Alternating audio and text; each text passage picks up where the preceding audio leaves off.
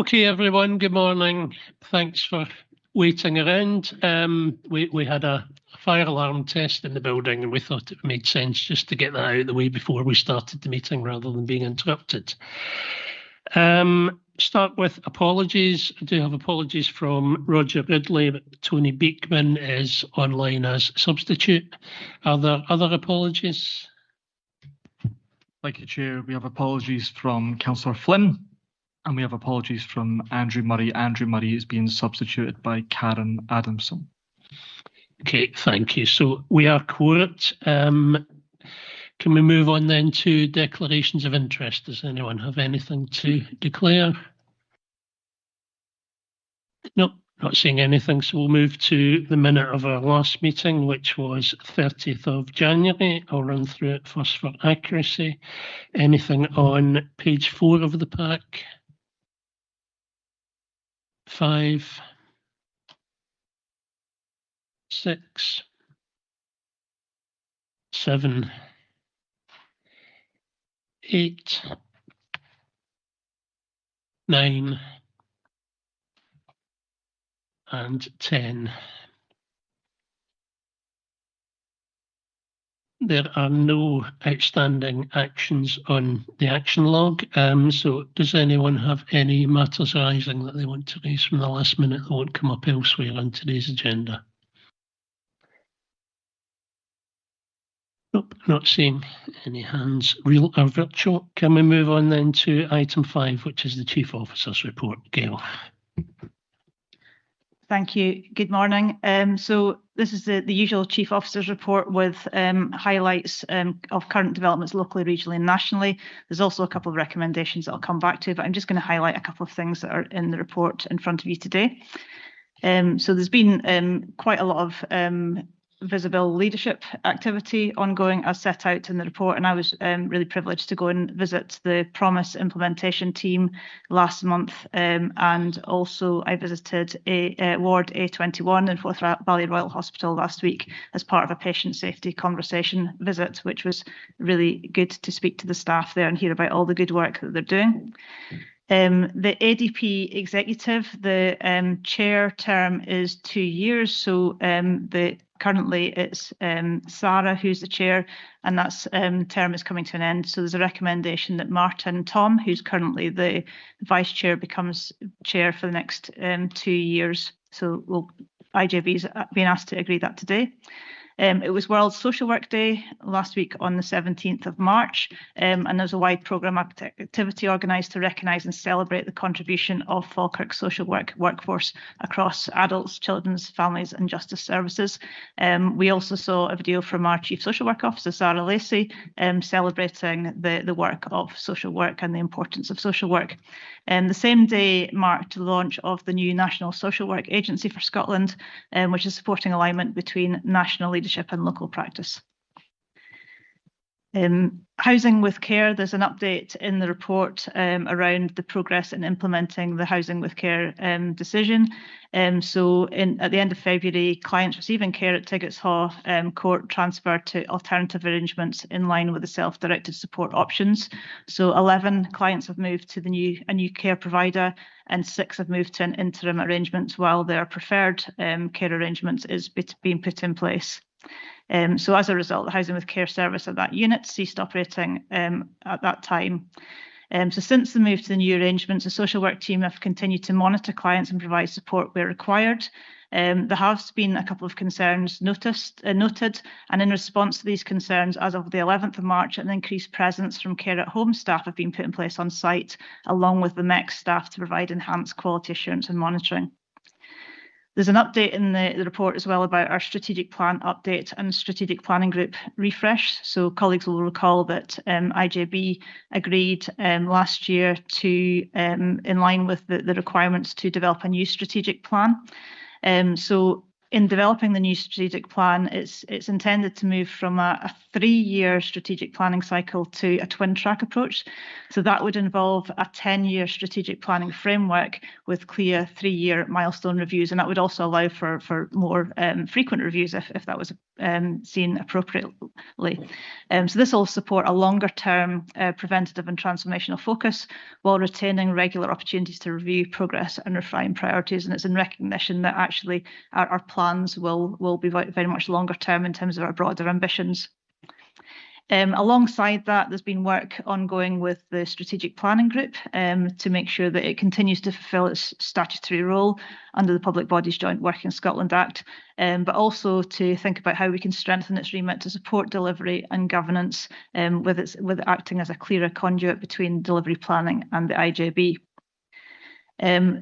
Under regional updates, we've got an update on GP walking centres. I won't go into that just now because there is a separate report on the agenda today. Also to highlight the RCN Scotland Award. So 2 teams from across NHS Forth Valley have been selected as finalists in the 2026 RCN Scotland Nurse of the Year Awards. So alongside Belfield Centre Specialist Rehab Unit, NHS Forth Valley's 3 prison healthcare teams have also been shortlisted in the Nursing Team of the Year category. So the winners will be unveiled at an award ceremony on the 30th of April. So wish them the very best of luck for that.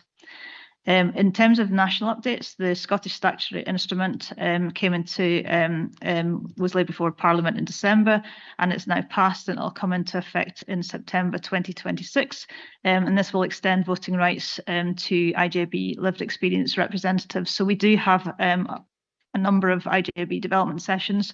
So it's planned that we focus in on what that means for us as an IJB at a development session in May. That's probably all the bits I wanted to highlight. So I'll go back to the recommendations of the report. So it's recommended that you consider and comment on the content of the report, approve that the new strategic plan will be a 10-year strategic framework with clear 3-year milestone reviews, and approve the nomination of Martin Tom, who's our Head of Specialist Services, as the Chair of the ADP Executive, and Sarah Lacey, who's our Head of Children's and Justice Social Work and the Chief Social Work Officer, and the current Chair as the Vice Chair of the ADP Executive. Happy to take any questions. Okay, thanks, Gail. Can I open it up then, Fiona? Thank you very much. I've just got one question now, probably, but obviously want to say congratulations to Sarah for her great video around the World Social Work Day. Don't look too embarrassed, it was brilliant. And obviously congratulations to the nursing teams that have been nominated for an award. It was a question around the housing with care, and thank you for that update. And I suppose the question is just to maybe give a little bit more detail about the ongoing monitoring to ensure that the moves to new care providers and the MEX cover are effective and the agreed outcomes are being delivered to individuals within that care provision. And obviously I had spoken to officers about some issues that had been raised with me, and thank you for the positive response and the activity that has been taken out thereafter. Carolyn, can I bring you in on that one? Chair, thank you for the question. So in terms of supporting the handover to ensure any concerns arising from the transition to the new providers at Tiggishaw can be addressed promptly, we've included rolling reviews of all care packages at Tiggishaw, so that's every 3 weeks. So from the way that the care was transitioned was a certain number was transferred in week 1, and then week 2 there was another number that was transferred, and then week 3 there's been another number. So the reviews are staggered, so they're different times depending on when the care transitioned, but they're at the 3-week mark and the 6-week mark by the social work team, and that's to ensure that clients are receiving the right support in terms of following the transition. But also as part of the handover period and the ongoing monitoring of reviews, quality assurance checks are being carried out by both social work, care at home and MEX team. These measures are intended to provide reassurance to families as they become familiar with the new care arrangements. This oversight process will monitor the implementation of the new provision, identify any impacts of the transition and allow adjustments to be made where necessary. In essence, what that amounts to is at times when, you know, depending on the demand of the MEC service, MEC staff are basing themselves and working, you know, from like Tiggettshaw. But also we have care at home staff that are kind of quality assuring and making sure that the right care is being delivered, but also we recognise that there has been concerns raised, and we're responding to that to make sure that people are reassured. And they've also got timely access. So obviously people have got contact numbers for the social work team, and the social work team at times are on site. But we want to make sure that people, you know, have that accessible, you know, contact with the service to raise anything that they feel they want to raise. It may be of benefit to the committee to know that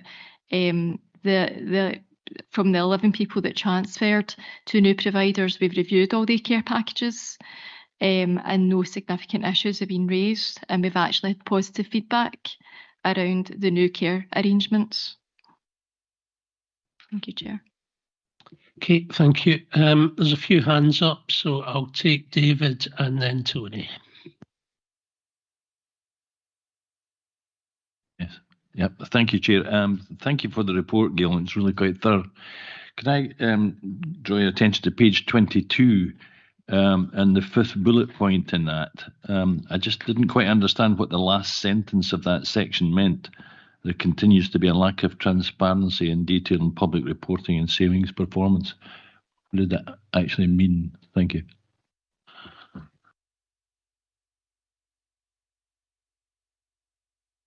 Thanks. Thanks for the question, David. That's around the finance bulletin for IJBs for 24-25. So that's obviously an across Scotland bulletin that's issued, and they've raised, Audit Scotland have raised that there seems to be a lack of transparency around noting whether there are recurring or non-recurring solutions to efficiencies that are set out.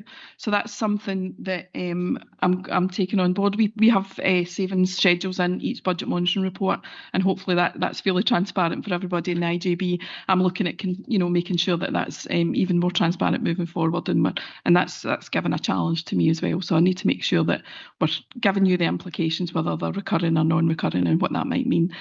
So that it's across Scotland report, but it's relevant for most IJBs. But I would say that we're absolutely reporting that in the meantime, but I can certainly look at improving that going forward. Thank you. Okay, Tony, can I bring you in? Yep, just unmuting myself. Thank you, Chair. The update on housing with care is concise, but it mentions concerns, but then it sort of tries to ameliorate those concerns and say they've been addressed, but there must be some substance to the concerns, and could ask, well, if the increased presence in the Tiggettshaw, will that impact on the savings that were meant to come from this exercise? Because the residents and staff were always sceptical that the savings would be made from the exercise, and from my information, staff and residents, they'll have made what choice they could have within limits, but I believe that, I think I'm on sure ground here, that residents and staff would have far preferred housing with care continue, and I would ask that the lessons be learned for future reviews. Also, the update mentions staff moving on, but I believe there are still 4 staff who haven't been settled yet, and staff made moves reluctantly. They preferred, the original setup, but the 4 who still haven't found a settlement, well, it's been very stressful for them and for all of them. But there are 4 who still don't have a settlement, and they haven't been able to find a place for understandable reasons, because they took the jobs at Tiggets on the basis of how the job fitted in with their caring and family responsibility. So I hope something can be done soon to help those 4 staff, and also maybe there could be discussions with those staff, and if they eventually would prefer voluntary redundancy, I hope that would be considered for them. Okay, thank you, Caroline. Do you want to come in on that one? Thank you, Chair. So if I take first the first point in reference to savings, there's no additional impact in terms of the savings that will be realised with this re-provisioning, because what we're doing is when the MEC staff have got downtime, but also that we recognise that there's also downtime within care at home. That's when we're using staff to do the kind of quality assurance checks, but also with staff, perhaps, that are office based, are then using the office space that's within Tiggetshaw, so that they're doing their same work. It doesn't impact them being able to, do what they're required to do, what they would normally do in their current role. But they're able to take time and check and quality assure the service that's being delivered within Tiggetshaw. So there's no impact on the savings that would be realised. In terms of the processes around staff, without going into individual circumstances, I would like to assure the committee that we're following appropriate HR processes, and I would encourage staff to engage with the management around the options that are available, because we recognise that we can offer things, but we need that engagement from staff. So I would just like to highlight that as well. I think the other point that you made was in terms of staff wellbeing. That continues to be our priority as we go through this process. But we recognise that it is stressful because it's a change, but we will continue to do our best to work with staff, provide reassurance and support within the appropriate processes. Okay, thank you, Caroline. I'll take Councillor Hannah and then Sharon. Thank you, Convener. I'd like to just reiterate the congratulations to Sarah for her very good video, which I have enjoyed and shared. And also congratulations to the nursing team for whether they win or don't win. It's really good that they have actually been nominated and that they're in there. So well done to them. First question I wanted to raise was about the strategic plan. Could you say a little more about what's going to be done to ensure that there are that the public are engaging in it and that there's consultation, because it's important that local groups and local communities are engaging in this? Okay. One for you, I think, Tom. Yeah, thank you. Through yourself, Chair. Thank you for the question. Let's talk about the engagement and consultation, because traditionally strategic plans, which of course the origin was back the Public Bodies Act and the 3-year cycles that were entered into, and at that first point there was a comprehensive engagement which was around about with every authority area, which was of course around about trying to understand what the ambitions were of the public and the expectations were of the public. Subsequent strategic plans tended to review what had already been determined and refine that and then continue on. The intention of this cycle that we're now into, which the IGB members will remember agreeing to, is that we start that process over again. And part of starting that process over again is that thorough re-engagement with citizenship around about its expectations, its priorities, its ambitions for what we are delivering. So in many respects, that is quite a significant part in what we do. And with that, we are not going out at the moment to just consult on something we already have. We are going out to reshape something completely new. And that requires us to be very comprehensive in our engagement. And so we are trying to reach out to every part of citizenship. Now, that, of course, includes those who are users, service users, patients, carers, family, affected people, stakeholders of every guise, in terms of internal deliverers, external providers, the third and independent sector. So all of those elements we would wish to engage positively in this, because we do see this as, and that's the 10-year thing, which instead of often strategic planning happens in moments. There is a moment in which a bunch of things are agreed upon and projected forward. And then there is a range of activity then happens that doesn't necessarily connect with that strategic intention. And then another moment in which another one is done 3 years later. So the 10-year cycle that we're now trying to identify says, actually, this is a longitudinal, what do we see ourselves being in that length of time? Now, of course, as famously is said, is that everyone has a plan until they get a punch in the face. We know that we will be sideswiped by all kinds of things that will happen between now and then. So it's not a rock solid exactly in 10 years that will happen, but it is about seeing the strategic planning as not moments every 3 years, but part of a longitudinal intention to reach a destination that makes us fit for purpose and sustainable. But we're also not saying, and in 10 years' time, we'll review the plan. We're saying that the plan is incremental. So every 3 years, we'll re-engage, we'll bench check with people and say, has it delivered what we hoped it would deliver? Is it a refinement, or have we got something completely wrong and we need to readjust significantly? So we want to make that quite a significant set of points in time that are incrementally contributing towards a longer term vision. I hope that helps. That does help. Thank you. Thank you very much. I'd just like to go back now to the housing with care question.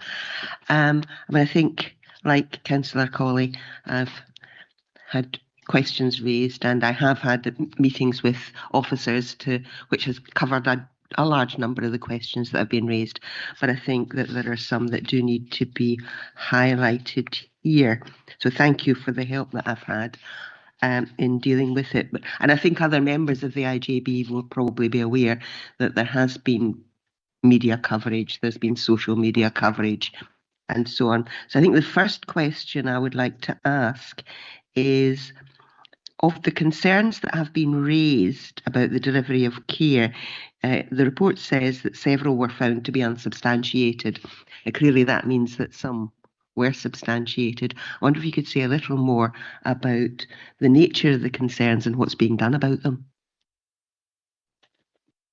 Caroline. Thank you for the question. In terms of the concerns that have been substantiated, we've had dialogue with care providers. So examples, have been perhaps someone that required 4-hour gaps between their medication, and the care provider attended. The gap was 3 hours 50 minutes. So we have made changes to that to ensure that that is very clear that, in terms of a person's support needs, if they require timed medication, that has to be adhered to. So that's been a support planning issue. The other kind of concerns that have been substantiated have been around, carers not being able to navigate the environment within Tiggettshaw. So perhaps going, pressing the wrong buzzer to gain entry. So again, what we've done is we've explained the layout of Tiggettshaw. We've had discussions with the care providers and made it very clear around, the access requirements. Some of the concerns that were raised that were around, a carer sleeping in an area within Tiggettshaw. When we looked into that, what actually had happened was the carer was early for their shift and was denied entry by the client, so had sat down outside the door. Not helpful in terms of how they would deal with it. So again, we've gave advice to the provider. So each time anything has been raised, we've looked into It's been quite challenging to look into issues because sometimes the same issue has been reported in and it's not always clear that it's a new issue. But each time anything's reported in, we look into it and we look into the concerns and take appropriate action. There was concerns raised about staff attending without having a uniform on. We have confirmed with all the providers that all their staff have attended with a uniform. They all have ID. They all have care notes that family members are able to access. Some of them are electronic, so the way that you access it is slightly different. Other providers, actually, it's the paper notes that are within the house. So some of it has been about, communication, improving that communication both within family members, clients that we work with and the care providers. Helpfully, the majority of care providers that are providing care in the new care arrangements is our own care at home service. So it's actually Falkirk Council Care at Home. Because at the point that the care was being reprovisioned, what we do in terms of the process for reprovisioning care is we look at our in-house capacity first and see if they're able to pick up the care package effectively. And actually on this occasion, they have been able to pick up the majority of the care packages. In total, we have 4 providers currently on site within Tiggetshaw. And we're working very closely with them to ensure that we address anything that is raised promptly, and we encourage both clients and family members of clients to continue to raise their concerns, because we can only deal with them if they're fed back to us. Thank you. Okay, thank you very much for that. So when you say the majority are our own care at home, using our own care at home service, what's the numbers there? Do you have that off the top of your head? So I think it's 6. Right. Thank you for that. I think one of the things I'm concerned about is how our complaints procedures are working. Can I be assured that all the residents have actually had, and their families have had, the complaints procedure fully explained to them, and that they're all aware of how to do that? Because as far as I'm aware, our complaints procedure doesn't involve going to the media or the social media. But that does seem to be what some people are doing. In terms of when we've completed assessments and reviews, family members and clients are advised, if they're unhappy with the outcome of their assessment, there is a complaints process that people are able to use. So I can only talk, and obviously the complaints process is available on the website, so people are aware of how they can take things forward. Prior to the reprovisioning taking place, we did get a number of complaints around the decision. So I feel fairly confident that people are familiar with the complaints process because they were able to use it before the reprovisioning of care took place. But actually, in terms of following the reprovisioning, we've not had a significant number of complaints, formal complaints. We have had care management issues, which you would expect with new care arrangements, which the social work team have addressed and worked with families around. And that could be, actually, initially we thought I would want the carer coming in at this time, but it would work better if the carer could come in at a different time. So they're the type of things that I'm talking about. Okay, thank you very much. Now you've mentioned that additional resources being put in to monitor if there are any difficulties. Now, one of the things that I seem to recollect from a previous report to the IJB was that at one point, less than 50% of staff time in the care at home staff was actually committed to providing care. Can we have assurance that that kind of situation is not going to be repeated by putting this extra resource in? So absolutely, as I said, the workers will be based on site, but it's either during their downtime where they're waiting. So if it's a MEC service, it's about when they're waiting for a call So they would normally be doing like admin tasks. So they can do that on site within Ticketshaw because they have access to an office within that. So it was the office that was previously used by Housing with Care. So we still have access to that. Housing have agreed that we can continue to access that. And equally, when the care at home staff are on site, you know, they're maybe going and doing like a couple of check visits that maybe amounts to about half an hour in terms of time. We would expect that we would do quality assurance visits anyway as part of the care at home, you know, oversight. We do that within community, so it's no different. We're just applying this a bit earlier to the Housing with Care situation. But yeah, I can, you know, provide reassurance that there's no additional staff or cost around this. It's about being smart and efficient about how we use our current resource. Thank you for that. It's mentioned in the report that 6 of the residents have moved to an interim arrangement. Could I have a wee bit more clarity about why, given how long this has been going on, it's still an interim arrangement, and when will it be a more, I won't say permanent because no arrangement is ever permanent, but a more stabilised arrangement? So in terms of the interim arrangement, so a number of clients and family members chose an option 2 under the Self-Directed Support Act. When you choose an option 2, you choose what provider you want to provide the care.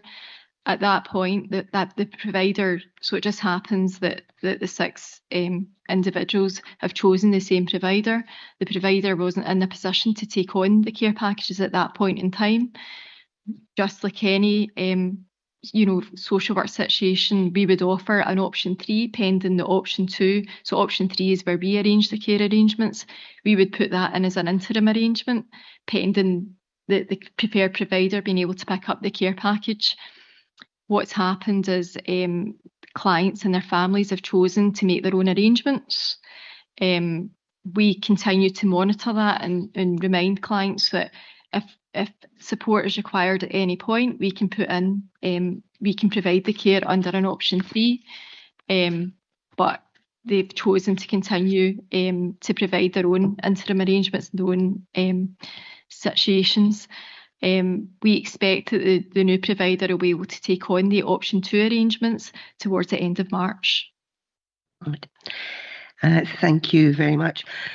Just one other question or one other comment, which is on a completely different topic. In terms of the visible leadership, I just want to say I think this is a really positive approach, getting officers out and at the coalface, as it were.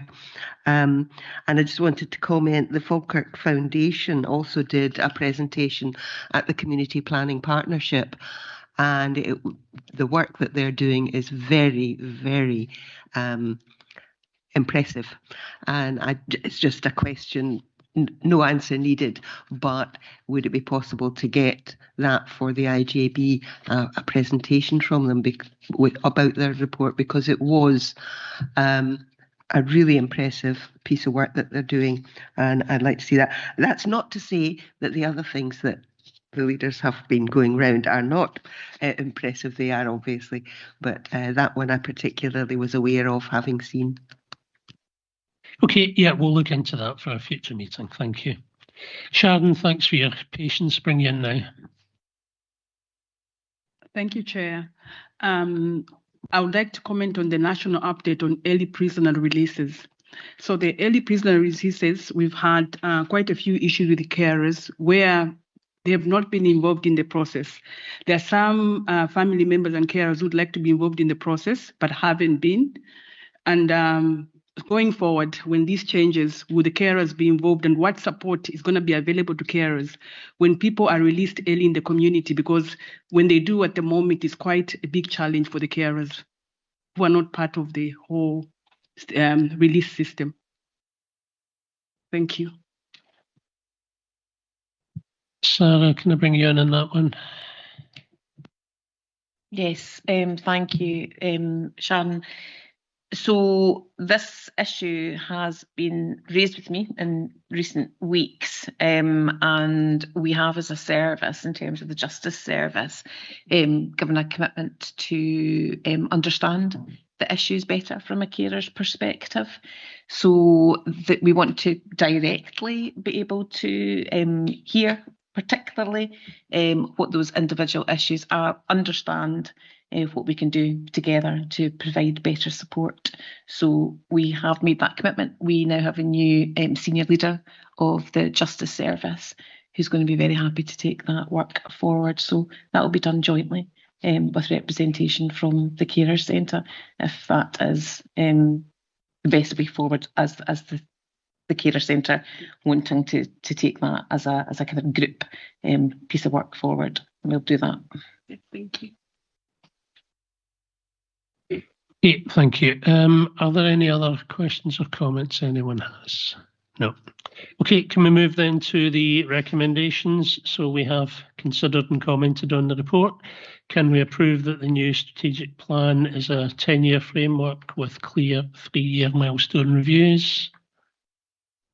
Agreed. And can we approve the nominations of Martin and Sarah as chair and vice chair respectively of the ADP executive? Okay, thank you so much. Move on then to item 6. Marie. Thank you, Chair. Good morning. This is agenda item 6, which is the 26-27 business case and medium-term financial plan. The report sets out the 26-7 IJB revenue budget and medium-term financial plan for the years to 2030-31. This year, the plan has been expanded from 3 years to 5 years. The IJB agreed its budget strategy in September 2025, and the extended senior management team and finance oversight group worked through identifying pressures and transformation proposals for consideration by the IJB. A number of development sessions have been held throughout the process to ensure that members have been kept up to date on progress. As yet, the updated integration scheme has not been approved, but net pressure figures for children and justice services and for prison healthcare are included in Appendix 2 for information. Budgets for these areas will be transferred when ministers approve the scheme. Included at paragraph 4.7, Falkirk Council approved their revenue budget on the 5th of March, which included the allocation to the IJB of £111.386 million, including allocations for garden aids and adaptations and private sector housing grants. This also included an additional uplift to the funding of £1.3 million approved by the Council on a recurring basis at their meeting. The recurring budget also included full funding for the additional 25-26 and 26-7 pay uplifts. Figures in the table also include the indicative base budgets for both children's and justice services at this point. An indicative funding allocation is also included in the plan from NHS Forth Valley of £230 million, including £49.89 million for set-aside services, as set out at paragraph 4.11.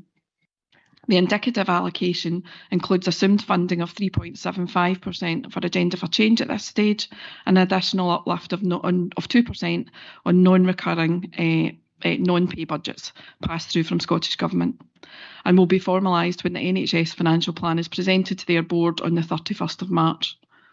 For information, I have set out the latest financial position for 25-6 today in the next agenda item. Each meeting of the IJB has received a budget update since the strategy was set, with pressures outlined as they've emerged. The pressures included to arrive at the financial gap before savings are set out in Appendix 1 of the paper. These include recognition of pressures in relating to pay, contractual inflation and Scottish living wage. Areas of current spend pressure and unachievable efficiencies have also been recognised. A one-off non-recurring risk share of £4 million funded by partners was recognised when setting the 25-26 budget, and this has had to be recognised as a recurring pressure for 26-27 financial year, with a similar pressure included for 27-28 in relation to a remaining gap for 26-7 of £1.5 million, which will be dealt with non-recurringly. Demographic pressures of £2.8 million have been recognised within the plan for next financial year, and a further 2% uplift for future years at this stage. For next financial year, this pressure deals only with the current overspend and does not allow for additional care hours or placements. These budgets will continue to be managed via resource allocation panels and by the senior management team and finance oversight group. Scottish living wage funding from Scottish Government of £4.6 million has been passported by Falkirk Council. The liability in relation to Scottish Living Wage is 6.088 million for next financial year, leaving a shortfall of 1.4 million. The additional funding of 1.3 million approved by the Council helps to address this shortfall, and a share of an additional 20 million funding in relation to Scottish Living Wage gap is also anticipated to be passed to the IJB when it's confirmed, and this will equate to approximately £420,000.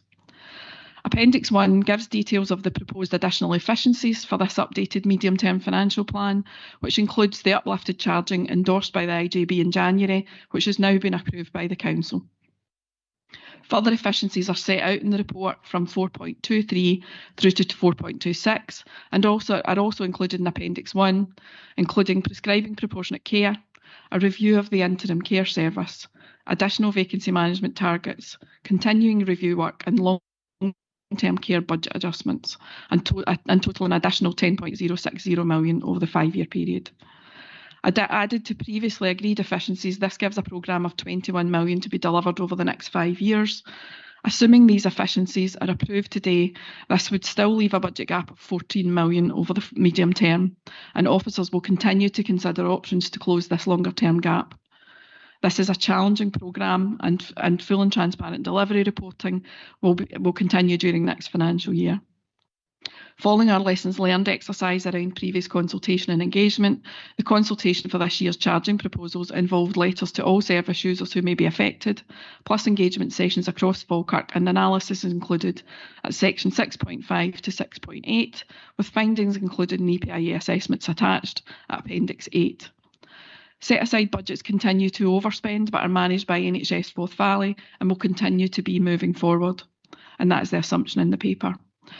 Assuming the proposals set out are approved, and once the additional funding from Falkirk Council is applied, there remains a gap of 1.476 million.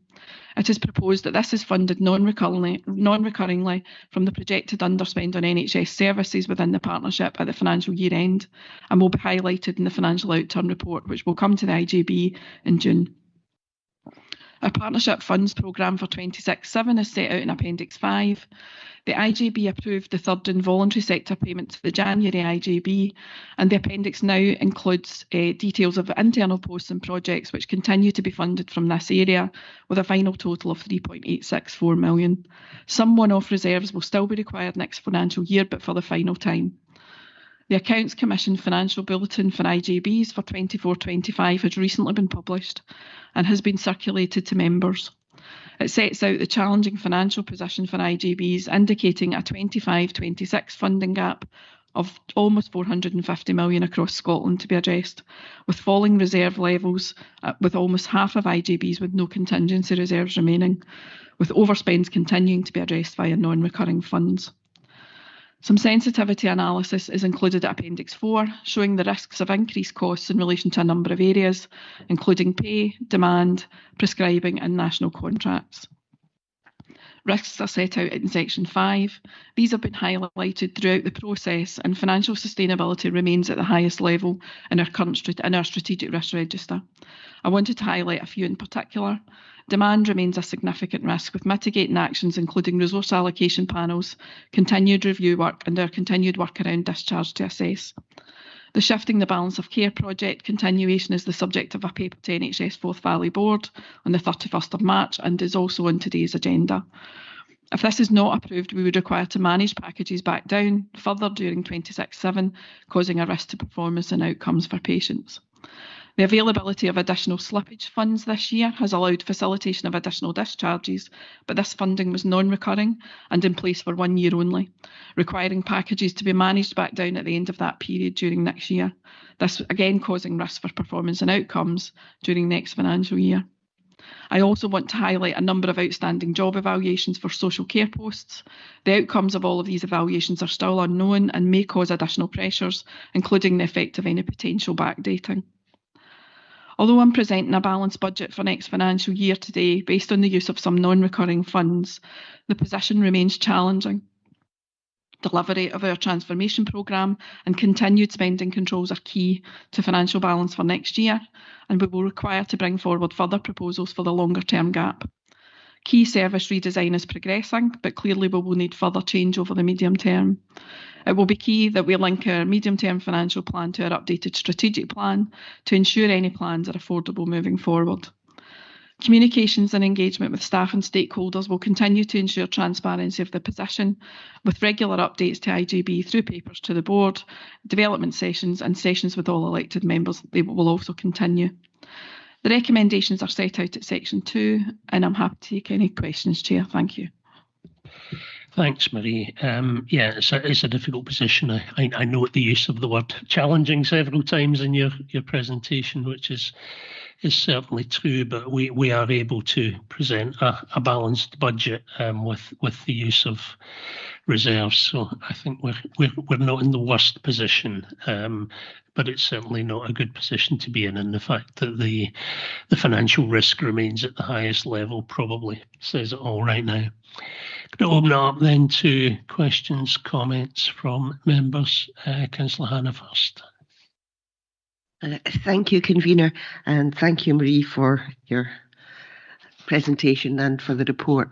I'm constantly astonished at the way you and your staff can take such rather sad news and turn it into something that actually makes some sense, if not making us happy. The first question I have is about the uncertainties, because there are a number of uncertainties referred to within the report about the Scottish Government funding.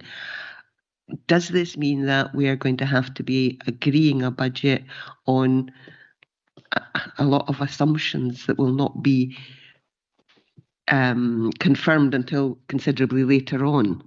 And what are the risks involved in that?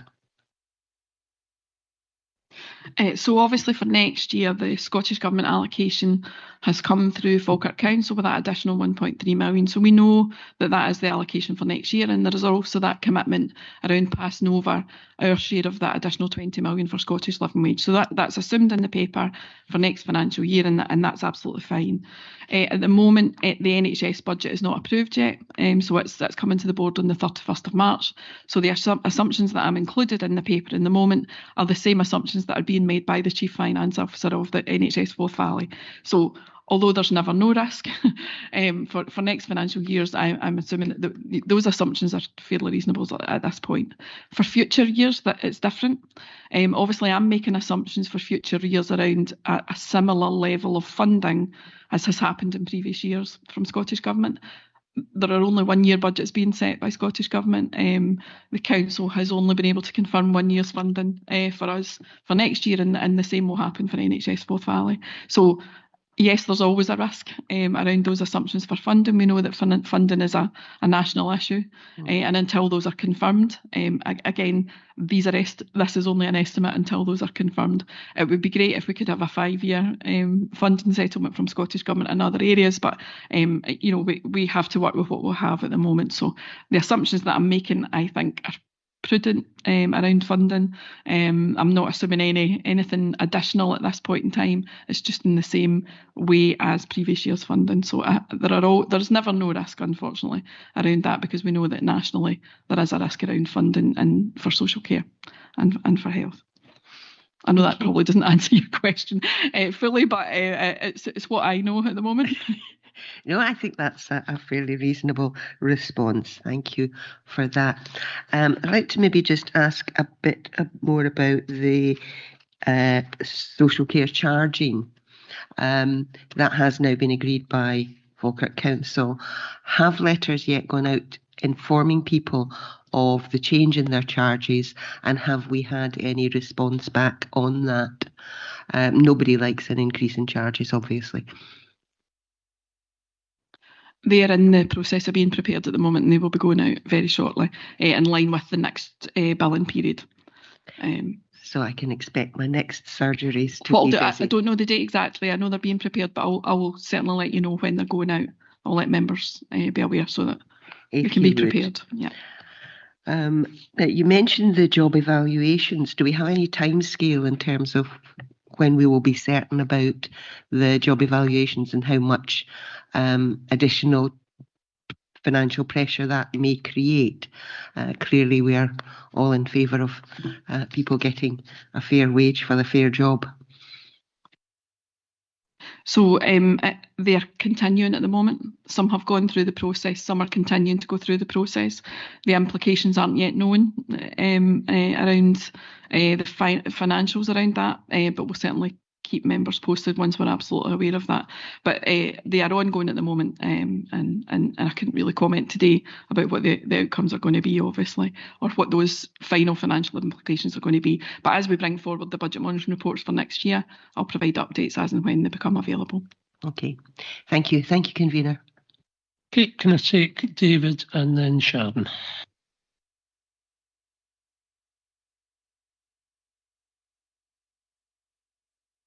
Yes, clearly. Thank you very much, Chair. Just a couple of questions and I maybe have one comment. If I go to page 33 of Marie's report, it talks about the challenging financial outlook within Falkirk Council with extensive efficiencies required in order over the long term. How will that impact? What are they and how will that impact on service users?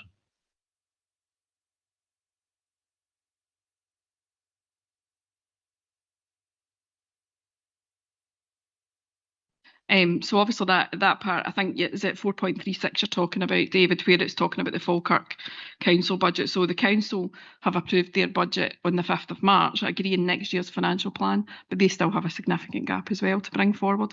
So they along in the same way we are, they will continue to have to look for solutions to those longer term financial gaps. What I can say is that at the moment, obviously, the council have passed over our funding and that additional 1.3 million and also our share of the additional 20 million. That's not happening across IJBs in Scotland. Some IJBs are not getting additional funding from the council, but it's been recognised. We're working very closely with partners around the position. We have regular meetings and regular information sharing with them. We're keeping all elected members updated in their position as well. And the chief executives and CFOs have been very supportive. And obviously, Falkirk Council agreeing that additional funding has been really helpful towards addressing that gap around our Scottish living wage liability. So a lot of IJBs are not in that same position. They've also passed on additional pay award funding, which has also been really helpful. And again, I do know that that's not happening across Scotland. So for me, it's a fairly positive position that we've been able to secure that additional funding, and it's really helpful towards helping us address our gap as well. So does it mean that service users will notice no difference? No, I don't think any IJB budgets at the moment will say that there's not going to be any difference to service users. Obviously, what we're proposing today has got a number of reviews in it. I've recognised that demographic pressure, but also what I've said today is there's a risk around that. So the demographic pressure is always a risk. What we've funded for next year does not apply additional hours of care. It doesn't apply additional placements, long-term placements. What that does is it means we still have to manage within our financial envelope, which will still be challenging. So I suppose for me, it's about equity for service users. It's making sure that the transformations that we bring forward are ensuring that people who need the care are absolutely getting it and that there's equity across service users. So I don't think we can ever say that there's going to be no change to service users for any budgets that we're bringing forward. Okay, Chair, may I ask a second question? And it's about the re-evaluation of jobs. I might be a bit naive here, but it seems a rather odd process to me that someone should have their job description reviewed because they're doing work outside that job description. Is this a management control issue of allowing people out to work outside their job descriptions? Yeah, I'm thinking if I employ an airline pilot, I want them to fly a plane. I don't want them to think about designing new aircraft or whatever. That's a simple task. So why allow that flexibility, which increase costs that are not, identified fully yet? Thank you. Okay, Gail, can I bring you in on that one? Yeah, so there's a range of different job posts that are affected by this, and I suppose there's probably different reasons for different ones being affected, but some of the job posts might have been evaluated a long time ago, so maybe 10 or 15 years ago, and there's a view that actually it needs to be reevaluated to make sure that it's still the level of grade for the job is still appropriate for the role that they're doing in comparison with other roles. So that's another critical element. And there might be, for example, if there was a job on the NHS side, for example, that was a reevaluation, there might be some other equivalent roles elsewhere in Scotland that are graded differently. So people in Forth Valley might say, well, we want a reevaluation to make sure that what we're paid is still appropriate in line with what's happening across Scotland. So there's a range of different mechanisms. I don't think it's down to lack of management control. So in terms of one of the things that we have been doing over the last couple of years is around making sure that people are clear about their roles and responsibilities and they're working to that. That's not to say that we haven't found some areas where that hasn't been the case historically, but we're working through that. So I think that the management control is much stronger than it might have been in the past.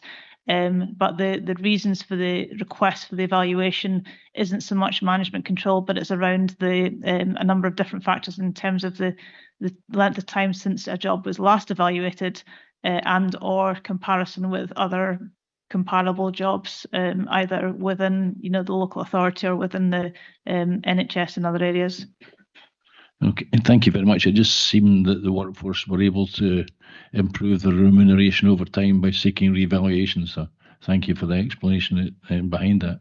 Thank you very much. Okay, thanks, David. Sharon, can I bring you next? Thank you, Chair. My question is around the recurring savings and the recurring years. So when you look at the savings achieved in this current year, it's 1.1 million, but then the savings that will be achieved in the coming periods are higher. So it's going to be 5.3, 26, 27, and the latter year 4.6. So if at the moment we are struggling to achieve 1.1, what are the risks around us achieving those savings in the recurring years? Thank you. Thanks for your question, Sharon. I'm assuming it's Appendix 2 you're referring to. So that table shows the current efficiencies that have already been approved. So that first column, what we did have for this financial year was £10 million of savings. And the 1.1 is the part that's still not achieved yet on a recurring basis. So that's only the part that's left from this year's savings. And I suppose I'll cover that in the next paper as well. So that 1.1 is what's still to be achieved on a recurring basis that was approved last year. So the reason for the delays can be it's a delay in implementation. So for example, the Housing with Care one, there's been a bit of a delay in the implementation of that. So we have to recognise that there's a delay. The review team work was another one that was delayed because there weren't staff in place to carry out all of those reviews which we had targeted. So it tends to be a delay in implementation. So that 1.1 is simply what we haven't achieved from our original savings that we approved for 25/6. So there has been quite an achievement there. That's just the part that's still remaining. And I just wanted to be clear that those still weren't achieved on a recurring basis in the paper. Hope that helps. Yes, thank you very much for the clarification. And that's a good job well done. From 10 million and 1 million remaining. So that's very good. Thank you. Okay, thanks, Sharon. Can I take Alison and then Councillor Coley? Thank you. And mine is on a similar theme. So I was doing some maths as well, and I was looking at the amber rated items for 2026-27, and just in a brief tot off of them, that looks like about 50% of the savings for next year are sitting as amber. And obviously, given where we are in the financial cycle, it was really just to ask a question about how much risk are we holding in that, and how are we mitigating the time scales around that, because generally you will be able to solve some of that, but it takes time, and it's just a bit concerning that so much of that saving is sitting as amber. Yeah, absolutely. And the reason for that, Amber, is just recognising the scale of the challenge and the complexity of some of the changes that we're having to take forward. So I know I've spoken before about our strategic planning and transformation board that's in place. So we are currently out recruiting additional programme management and programme management officer support around our transformation programme. So we hope that that will help us to take this forward. There were some delays last year, so a number of those delays last year that I've just mentioned, where, for example, the review team wasn't in place, that has been solved. But that board will keep a close eye on the progression of efficiencies. How might we mitigate any delays? We'll certainly be bringing regular reporting to the board of the progress of those efficiencies. We are holding that risk. It's part of the reason that our financial sustainability risk is sitting at very high, is potential delivery of efficiencies. What we can do is concentrate as much as possible on and focus on moving forward with these, and that needs to be a priority for the management team and for the transformation board for next year. We will bring regular report and make sure that we're really transparent about the progress on that.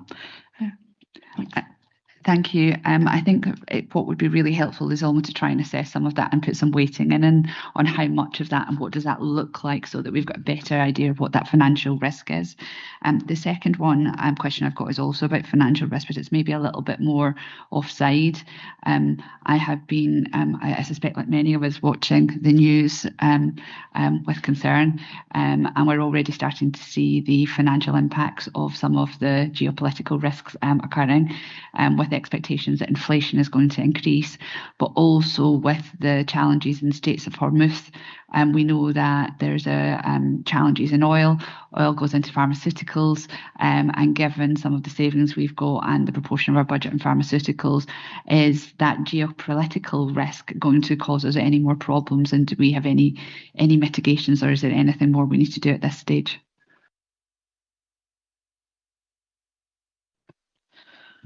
Yeah, so really valid points. The inflationary risk, obviously, we've built in 2% for inflation, which is the funding that's been passed on from Scottish Government around inflation at this point in time. There obviously is a risk of that, and the sensitivity analysis have included some inflationary risk analysis around what that might look like financially. Absolutely, we need to make sure that we're keeping in touch with our providers. Our providers are in contact fairly regularly around uplifts that they are requesting. We try and make sure that we're meeting the contractual arrangements with them and having continual conversations with them about the pressures that they're facing. It's a national problem. Everybody will be having those same conversations with providers around inflation, but where possible, we are trying to stick to the so for example, Scottish Living Wage, we are being highlighted from providers that the Scottish Living Wage, we don't pass on a non-pay uplift for Scottish Living Wage to our providers. So we are highlighting, we are getting funded for Scottish Living Wage. It's not sufficient to meet our liability. So we're explaining to providers why we're only passing on that Scottish Living Wage. We realise there are pressures. We're having regular updates with them and regular provider forums to make sure that we're understanding what is out there. And our commissioning lead and the commissioning team are having regular meetings with our providers to make sure that we're understanding what's happening in the market. What does that mean for our contracts? Do we need to make any changes? We're looking to, and I'll cover that later in the commissioning report, we're looking to recontract our care at home framework at the moment. So we'll be thinking about those issues as we move forward. Around the oil and pharmaceuticals, so we've put in this year, we've added in £2 million of non-recurring funding that we had this year. We've put that in a recurring basis, plus we've added a 5.5% inflation element into prescribing budgets. We will keep it at the moment. That looks as though that's going to cover the underlying overspend that we have right now. Yes, there is still a challenging efficiency programme there as well. But our pharmacy colleagues do a really good job of taking forward improvement initiatives to bring forward savings as much as possible. And we're looking at additional spend to save around polypharmacy, etc. There's proposals coming forward for that as well. So as much as possible, hopefully we've mitigated what we think is happening. But I absolutely accept there is a risk around the what's going on around the world at the moment. We will keep that under close scrutiny, and if we need to put additional budget in there, but obviously what we have to do is come up with potentially a recovery plan. If we have projected overspends around that, our integration scheme says that we have to come up with a financial recovery plan. So that would mean look at mitigating that from other areas. Prescribing, our hands are tied with a lot of those items, unfortunately, but it's just about bringing forward those efficiencies as much as possible to offset it. And I guess the challenge with that is the timing of it, because you probably want as long a lead line time into the realisation of those savings, and when do those risks realise. So I guess that's where my point is coming from. And as we see some of those pressures maybe harden, how quickly do we need to react? I think it's just one to be aware of. Yeah, and Ewan's doing a bit of work around refreshing the risk register at the moment, and we're going to be doing some work with members around risk appetite, etc. And so absolutely your comment about the weightings, we can certainly have a look at that as well and start to build something in. Thanks. Thank you. Okay, Councillor Colley. Thank you. I'll just put that one out of the way because Alison's already asked it, but in a much better way than I would have asked it. But I did want to make just a brief comment, but also just a quick question. So I think just to comment from as one of the councillors on the board, and Anne will recognise this as well.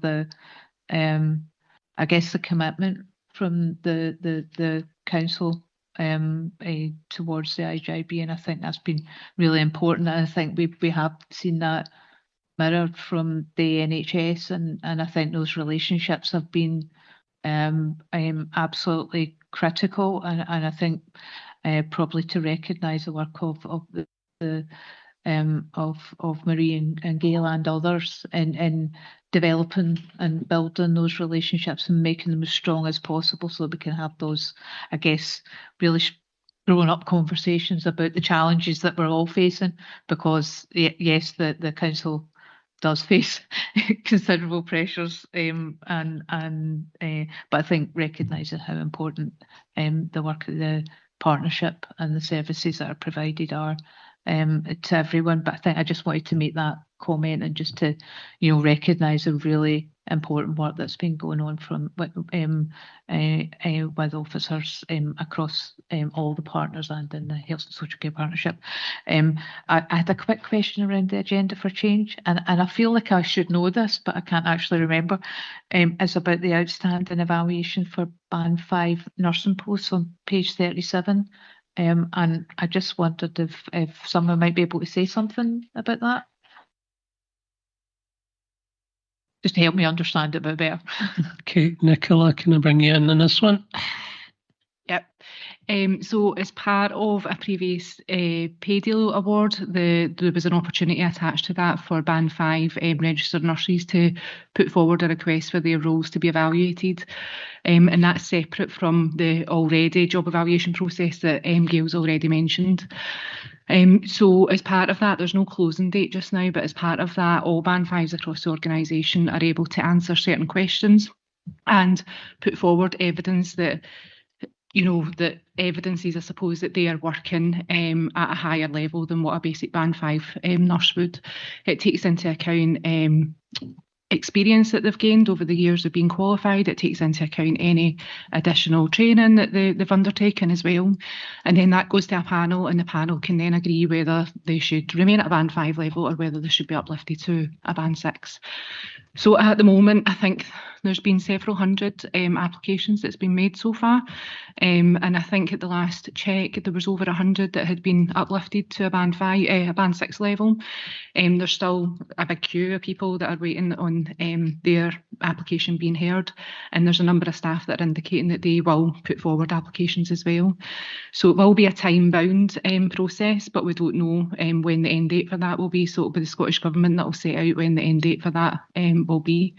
So the Band 5 staff who are putting forward applications are being supported by staff side representatives and obviously their managers as well. So the managers have to sit down with the Band 5 staff members and look through the evidence and agree that it's appropriate that they're putting forward.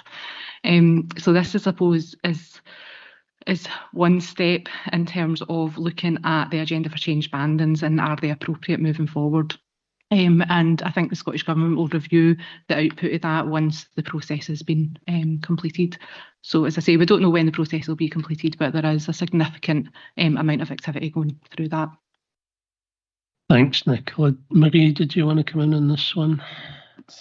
It was just to say that the agenda for change, so there is that issue around the band 5 to 6 nursing and the reduced working week. So there is some funding from Scottish Government to cover these arrangements, but at the moment discussions with health finance colleagues are indicating that that funding might not be enough. It's a bit of an unknown at the moment. So I've included 300,000 in the pressures right now, just as a marker. We are working through the implications of that, and obviously we'll update that as it becomes more apparent. But it was just to let members know I have put something in rather than nothing at this point, just so that there's some provision there. Thanks. Okay, if there are no other questions or comments, then I'll move to the recommendations. So I'm going to go through them one by one because this is an important area. So 2.1 is to approve the efficiency and savings proposal set out in Table 2 of Appendix 2. Is that approved? Yep. 2.2 is to note the previously approved efficiency and transformation proposals. That noted. 2.3 then is to approve the 26-27 budget and medium-term financial plan, including the assumed use of the health underspend to meet the gap within the extent scheme, and to authorise Chief Officer to issue directions to partners accordingly. Is that agreed? And the final items are all for noting. So note the final social care charges as approved, note the risks to the budget position and sensitivity analysis, and note the updated partnership funds which we have previously agreed. Are those items noted? Okay, thank you so much. I'm going to take item 7 and then we'll take a break after that. So that'll be you again, Marie, for the budget monitoring report. Thank you, Chair. First, I just want to give an apology. There's a reconciliation table shown on page 127 at the bottom of the page, which should have been removed before the appendix was published. It's simply an internal reconciling item, so it's not relevant for the paper today. So I do apologise for that. It should have been hidden before the appendix was published. The Budget Monitoring Report provides an update on the projected outturn position for 25-26 financial year and is based on figures to month 10. As set out at the summary table at 4.2 of the report, services in relation to social care functions are projected to overspend by 8.192 million, a decrease from 8.447 million at month 8, with detailed information set out in Appendix 2. Services in relation to NHS side of the budget are expected to underspend by 2.009 million, again an improved position from 1.635 underspend last reporting period, with detailed information set out in Appendix 3.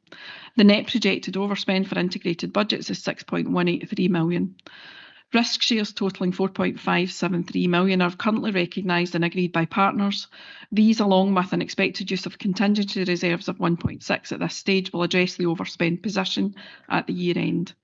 A final outturn report will be presented to the June IJB with final reserves position set out at that time. Set aside budgets are expected to overspend by 6.283 million, and this overspend will be managed by NHS Forth Valley, as is normal. The current and projected reserves position is included at Appendix 5, including use of those reserves of 1.6 to address the projected overspend, as I've already mentioned. The current projection would mean a remaining balance of non-earmarked reserves of approximately £2.1 million, which would be below our recommended lowest level of reserves of 0.75%, which equates to approximately £2.5 million. The main areas of variance within social care are as follows. Care and support at home are expected to overspend by 3.084 million. 7.1 million of an overspend relates to our external services, with the projection rising since last reported due to increasing hours. This overspend is offset by an underspend of 4.1 million on the in-house service. Again, as I've previously mentioned in reports, this is due to the number of vacancies pending the care at home redesign work. In-house residential care is projected to overspend by 1.2 million, despite additional funds being added this financial year. Control of agency spend is continuing where possible, and the service will be subject to review as part of the bedded care review agreed with the medium-term financial plan last year. External residential care is projected to overspend by 1.1 million. Resource allocation panels remain in place in relation to residential care and care and support at home to ensure appropriate scrutiny and control. Residential care places are currently being maintained at the current level to manage risk, and senior management review this position regularly. Housing with Care has a projected overspend of 189,000, including an assumed shortfall for this year on the agreed changes in that area. An underspend is currently projected on day services, which is contributing to reducing the overall overspend, along with a number of vacancies throughout services. Recurring development funds are projected to underspend by 527,000, which is contributing to offsetting overspends in other areas this financial year. Integrated NHS services have a projected underspend at this stage of 2.009 million. The underspend relates mainly to vacancies throughout all services, offset by overspends in complex care provision of 213,000 and within primary care prescribing of 1.357 million. A number of efficiencies are continuing within the prescribing budget, and these will continue to be incorporated in projections, and a final update again will be provided to the June IGB with the final outturn report. Savings of 11.1 million were agreed for this financial year, and it is currently anticipated that 1.3 million will not be achieved in year, including care and support at home review reductions, commissioning reductions, housing with care, removal of long-term vacancies and charging for respite care. Delivery of transformation proposals remains a risk to the financial position. Continued resource and focus will be required and are being progressed to deliver and fully implement the programme. Risks to the position again are set out at 4.23 through to 4.30.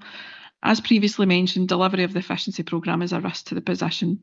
Demand for care and support at home, outstanding job evaluations, volatility of prescribing costs and primary care improvement programme commitments are additional risks, with mitigating actions being taken where possible.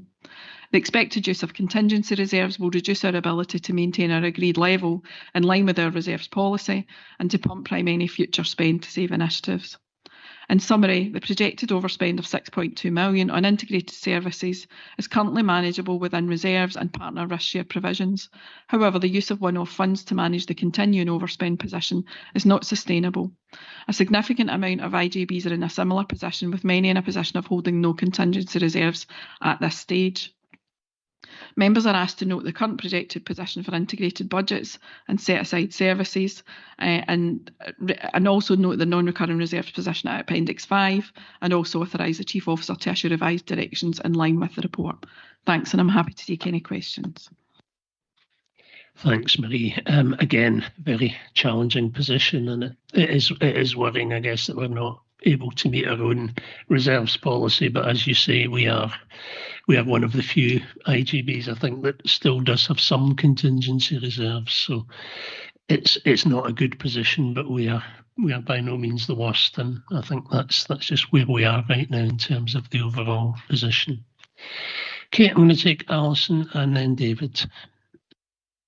Thank you, and that's a fantastic lead in, because my question was about those reserved positions, and it was really just to ask what is the implication of us not meeting that policy.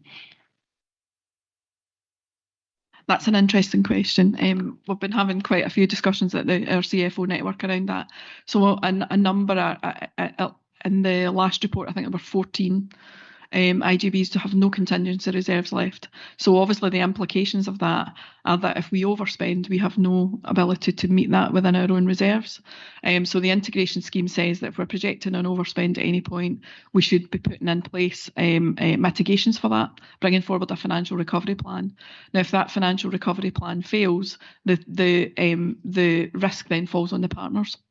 So again, it's about having that constant dialogue with partners, making sure they understand the risks that we have within the budget.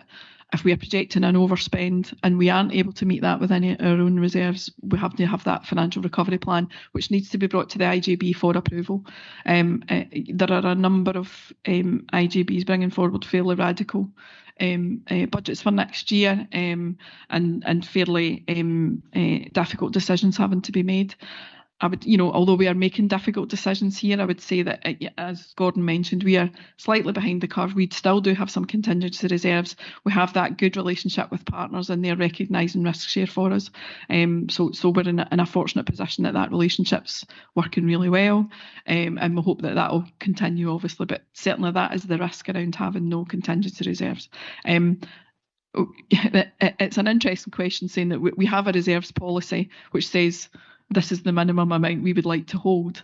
That was reviewed recently. However, I wouldn't say that we should change our reserves policy in the back of that. I don't think we should be saying it's okay to hold no reserves. I think our reserves policy should remain as it is, saying this is the recommended amount we should hold. However, I can just keep setting out those risks around not holding that. It means we don't have the ability to pump prime potential spend to save investments. And also, dealing with emergency situations becomes an issue if you have no contingency reserves left. So that would then mean decisions having to be made around that as well. So it's not it's not a simple answer, but the integration scheme would be applied in that position. Okay, that's really helpful. And again, it's maybe one for the risk review. Okay, thanks, Alison. David?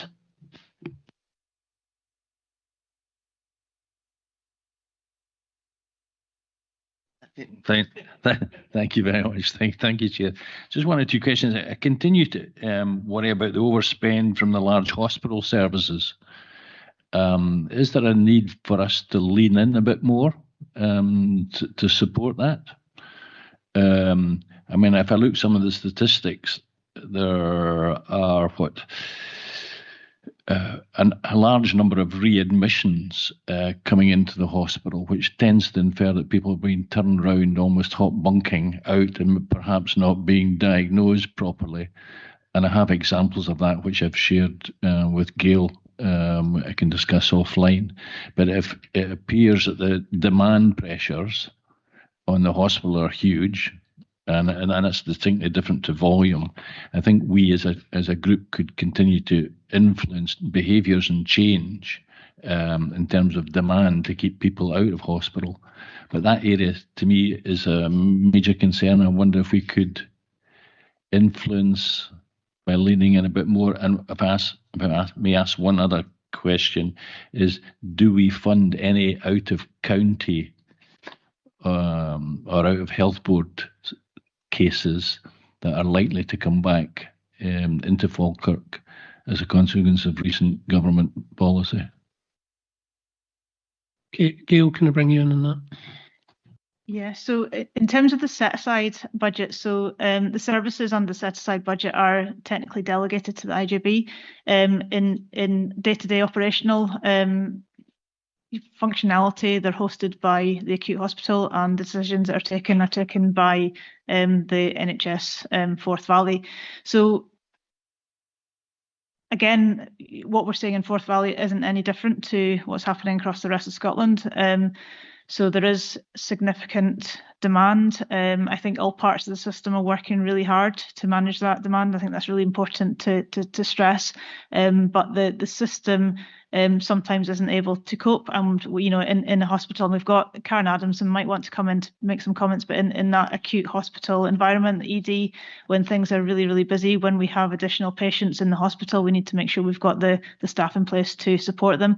Obviously, we've been doing a whole lot of whole system work, and we've got a paper on the agenda later today on shifting the balance of care, and that's part of that overall work around urgent non-scheduled care. So how do we make sure we've got the right capacity in the right places for people to receive the care they need at the time they need that care? And that work will continue. Some really good working. And shifting the balance of care is a really good example of that. What that looks like in practice. We have seen some improvements around set aside budget, but it is a really wicked issue. So we do work collaboratively across the whole system to try to manage that. But I see Karen's put her camera on. I don't know, Karen, if you want to speak more specifically about how we manage the sort of safety in the hospital and what that results from a financial perspective.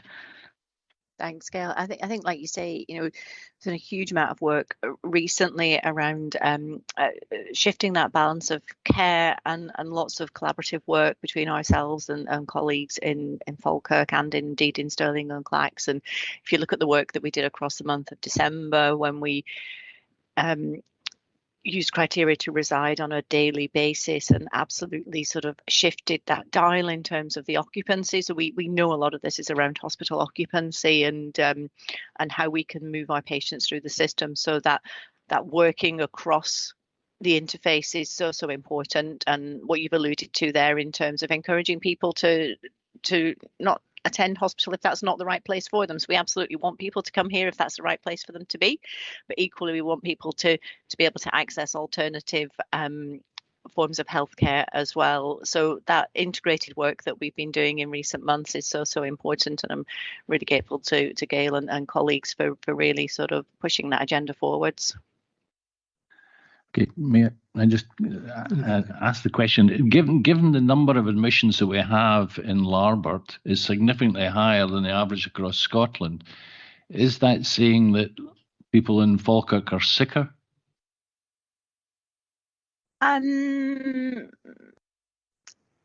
not sure that I would necessarily say that our numbers of admissions are significantly higher. I think we have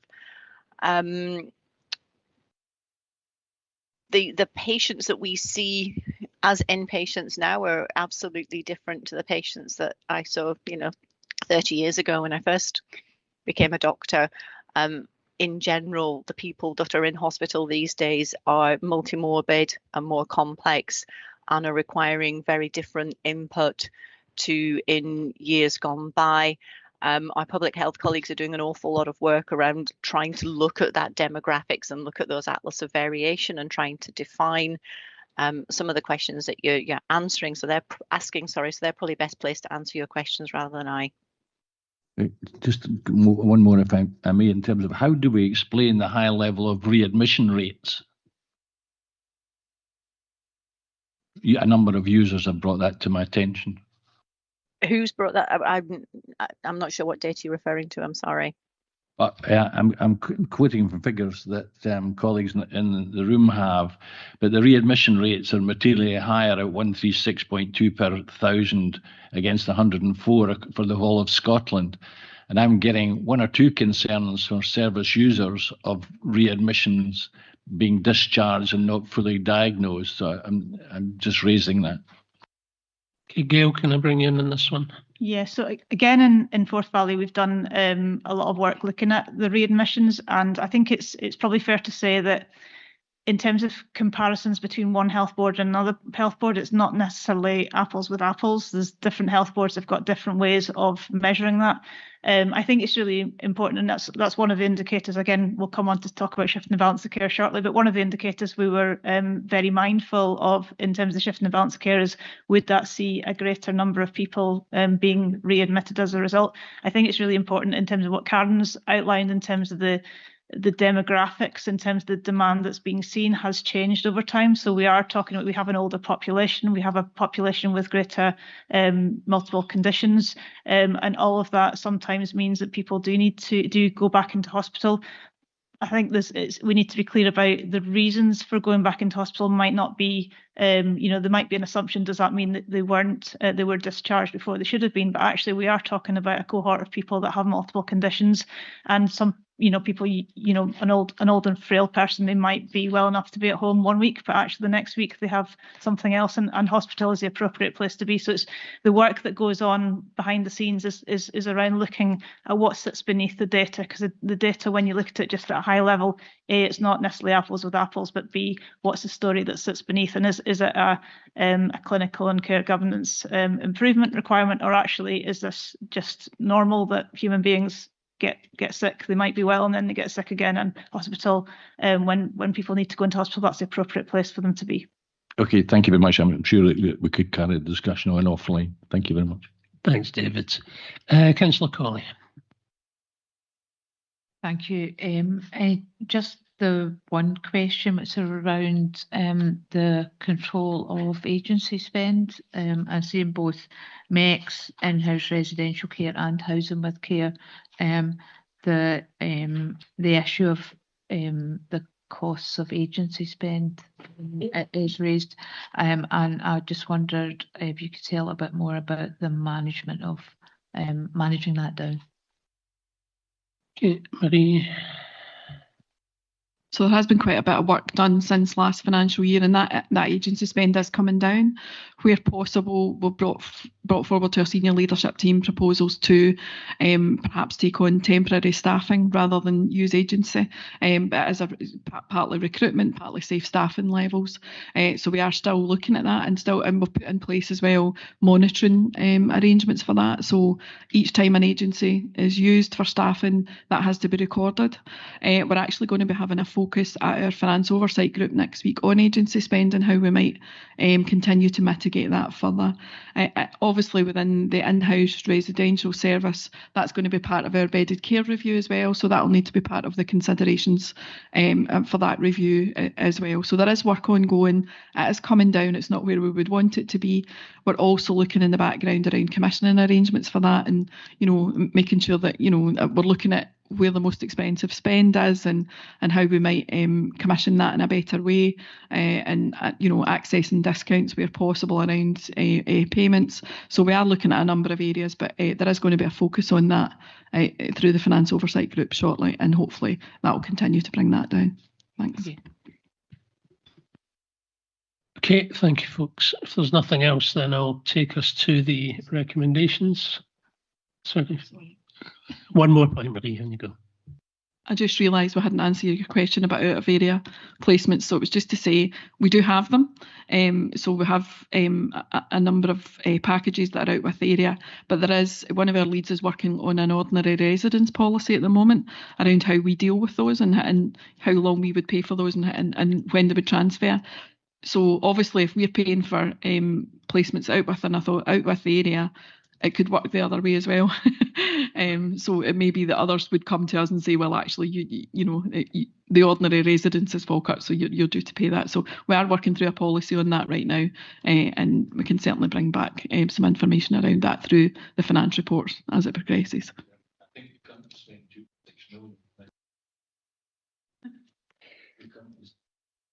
Currently spend 2.6 million on out-of-county placements. So where did you pick that figure up? From some government paper I read yesterday. Right, okay. So can you send me that and I can look into it for We're you? the second highest. Glasgow's the highest at 2.8. So there are a number of complex care cases, so they can be really expensive. So I'm happy to have a look at that for you, though, if you send it on to me and I can come back to you. Okay, thanks for that, Marie. So recommendations are then that we note the current position for the budgets, note the non-recurring reserves position as we've discussed, and authorise the Chief Officer to issue revised directions on the basis of the current position. Are those recommendations agreed? Okay, thank you. We will take a break now. Can I suggest we come back about 25 past and then we'll get through the remaining items in the agenda. Thanks, everyone.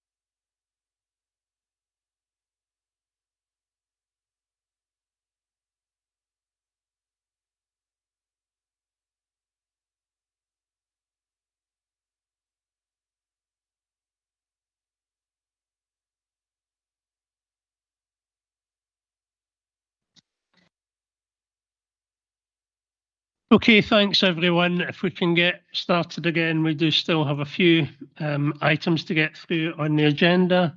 So item 8 is the Forth Valley General Practice Walk-in Centre pilot. Tom. Thank you very much, Chair, through yourself. I have variously answered questions and given updates on this over the last few months, but I thought it might be worth just spending a couple of minutes crystallising the kind of backdrop to this, to how we came to be where we are today, just so that it then puts it in one place, if that's okay. So in October, the First Minister made an announcement with the intention to deliver across the country 15 walk-in centres, which are in an attempt to alleviate recurring concerns about accessibility to GP services in what is a very busy and challenging climate for people who can't get an immediate appointment. The intention for these walk-in centres was to be available and accessible. You just turn up and you're immediately seen, and they would be intended to be immediately connected as pilot programmes to local communities that would most benefit from this. We were then formally notified at the beginning of November, and we had 9 days to turn around a bid proposal, having been invited by Scottish Government, that every board should submit at least one proposal. We did turn that around within those 9 days, and of course the caveat for those 9 days was that this was not something that we could confirm anywhere. And in fact, because there was a statement intended relating to it, we did not have a proper opportunity to go out and engage properly in relation to that. Now, that was taken, the decision to put forward the bid was taken under the delegation authority of the Chief Executive via the Chair of the Board, because it sat outside of the kind of board schedule, Forth Valley board schedule, and it was boards that were being asked to undertake this. We put in a bid in the 9 days.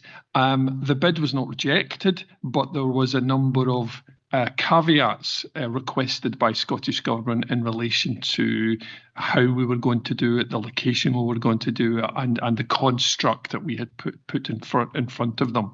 We then subsequently submitted just after Christmas, because this again happened during the Christmas period, our second bid. There was then a further round of discussions in relation to the site in question, and once we had resolved that with Scottish Government, the civil servants, there was then an indication, an informal indication, that we were getting their bid was going to be awarded as one of the successful ones. We got that on the Friday, and on the Monday we received a letter. But of course on the Friday, that was nothing more than an indication. On the Monday we received a confirmation letter, including the quantum of budget for this. Again, in the circumstances, we didn't have the schedules lining up with this, and there was the intention to make an announcement in terms of having confirmed that we were accepting the bid and we would move to implementation.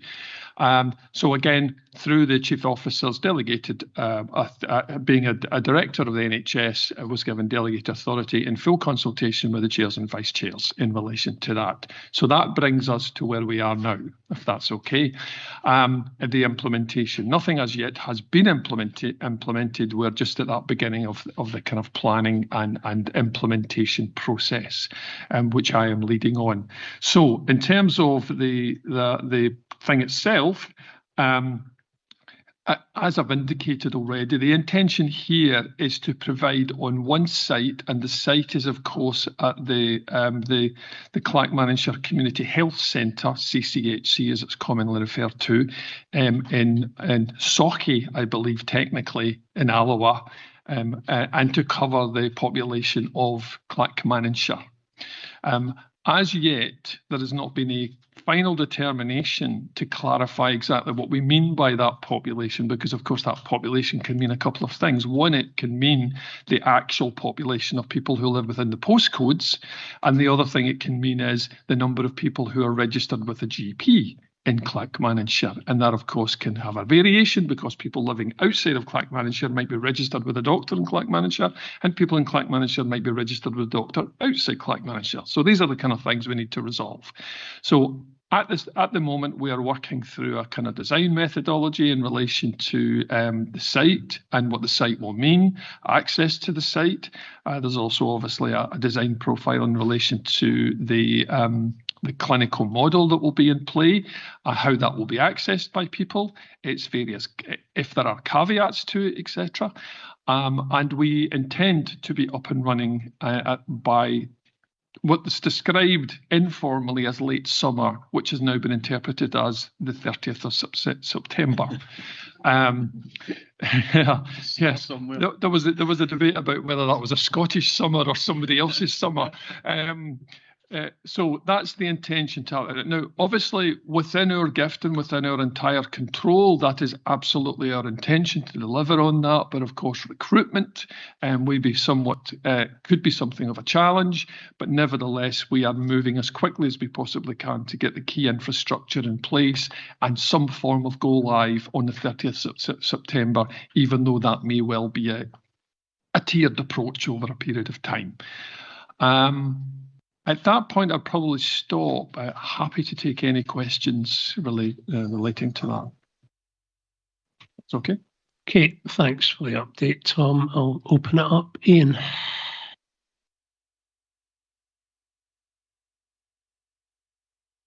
See, I'm learning from David now not to speak until it goes read.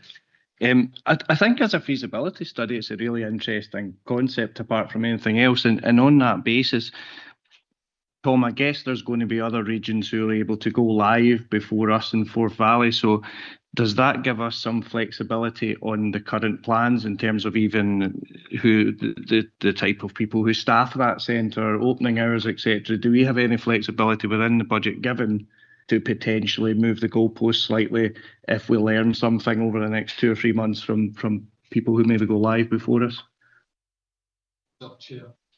Sorry, apologies. Through yourself, Chair. An interesting kind of combination of questions put into one question there. Thank you. We have flexibility up to a point, because after all, this was a solid constructed bid proposal that we put in and was accepted. And of course, the government were looking for variations across the country to test various hypotheses and to see what is scalable. So in some respects, we are limited by the proposal we put forward, which was the one approved. However, there remains sufficient flexibility within our construct for us to see trends and patterns emerging that would allow us to evolve the response that we are having and the programme that we are putting in place. So it is the intention for us to quite quickly learn. And at the moment, there is only one authority area that has gone live, and that's Edinburgh, the Wester Hailes Centre, which, if anybody who may or may not know the Wester Hailes Centre, very, very similar to the CCHC in Clackmannanshire in terms of its construct. And their learning so far has been that it's been successful-ish. In terms of appropriateness of people coming forward and working in relation to existing and well-established patient pathways, which of course I've outlined before. There was always a concern over whether or not that would adversely affect existing well-known patient pathways such as Pharmacy Plus, etc. In which case you're trying to get people to the right people at the right time.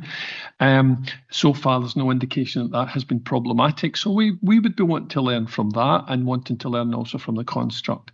But to give you a straightforward answer is that there is a framework that has been agreed, and that's the one that we will be trying to implement. And unless the government come back to us and say, well, we're quickly learning from elsewhere that that's not working, we want you to change it, then that would be our intention. No, thank you very much. I think for me, it's the sort of opening hours and busy hours bit that's going to be the really interesting part, because just now in a GP surgery, the busy appointments are led by clinician availability as opposed to what the patient might want. So by giving them the opportunity to walk in at a time that's convenient to them, we might learn quite a lot around actually what patients in Forth Valley want from opening hours. From my own organisation, I've learned, and this is why I was interested in the opening hours, when we started opening till 8 o'clock, the 5 till 7 is hugely popular. But actually, just behind that is the morning. So it's quite interesting around with this facility not opening till noon. Yeah. You know, that might potentially have a bit of an impact for a considerable percentage of people who want to be seen in the morning. So it's just really a comment because it's really interesting. I think it does, when we look at a potential 10-year strategic plan on transformational change, it gives us an opportunity to better understand where our patient community might want to be seen and at what times. So thank you, Thompson, and a really exciting project. Thank you. If I may just briefly, in relation to what are we learning so far from patient experience? So Edinburgh have so far handed out a survey to every single person who's come through the door, and it's approximately 600 people. They've had a 50% return on that, which I know doesn't sound like an enormous amount, but nevertheless is quite statistically significant in terms of a survey. And what they have found from those responses is that people have broadly felt that they've been very positive about its existence, and they have found that it was, the timings of it were good and suitable for people, often people who are working and things like that and don't have the flexibility of time off. Excuse me. Frog in my throat there. I'm getting emotional about this. The location was very helpful for two people who are living locally. Excuse me. Now it's time for my throat to dry up. Were helpful in terms of it being local, quite accessible, easy to just walk up to, easy to make a late-minute determination. I'll stop there, but you're absolutely, it's in accordance with what you're saying. Thank you, Tom. Sorry. Okay, thanks, Ian. Sharon? Thank you, Chair. What I would just like to allude to is, the strategic plan. One of the priorities is identifying carers, because it's been quite difficult to identify hidden carers. And looking at the walk-in centre, it looks like a good opportunity to have carers being identified. So if the staff who are there could have carer awareness training, and then again, the other thing is to embed that maybe in the system, to have it recorded to say, this is a carer, and signpost them to the carer center or other services that are required. Thank you.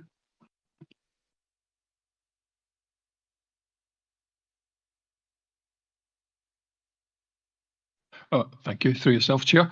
Thank you, Sharon. That's a very helpful suggestion. One of the things that we want to, aside from delivering on the promise in terms of the model construct, we're also looking here to really positively utilise this in terms of underlying kind of health promotion and support of the wider community. And yes, therefore gathering data as much as we possibly can on areas such as carers and areas such as quite difficult to reach populations, etc., would be something we would want to be trying to promote it. So more than just being a responder service to an individual's problem on an individual day, we also want to see this in the wider context of trying to improve general well-being and health opportunities for people. So that's very much something we see as one of the really great potential prospects from this initiative. So I'll take that on board. Thank you. Thank you. Councillor Cawley. There we go. The red light's on. I just generally just a comment on that. I think that's a really positive suggestion around identification of carers, and I think the walk-in centres potentially have the opportunity to be able to help carers access support in a more flexible way for their own health needs. So I think that's something is definitely for the future and building in. I just had a quick question around the, and you may have said this, Tom, so I apologise if you have, within the spec around the test to change for the distress brief intervention. Yeah. And I just wanted to check whether that's still part of the scope. Again, through yourself, Chair. Yes, thank you for that question, Councillor. Yes, anything that went in on the bid, the spec on the bid, we will presume to be continue to be included. It's quite a specific thing, but it was important to us that this was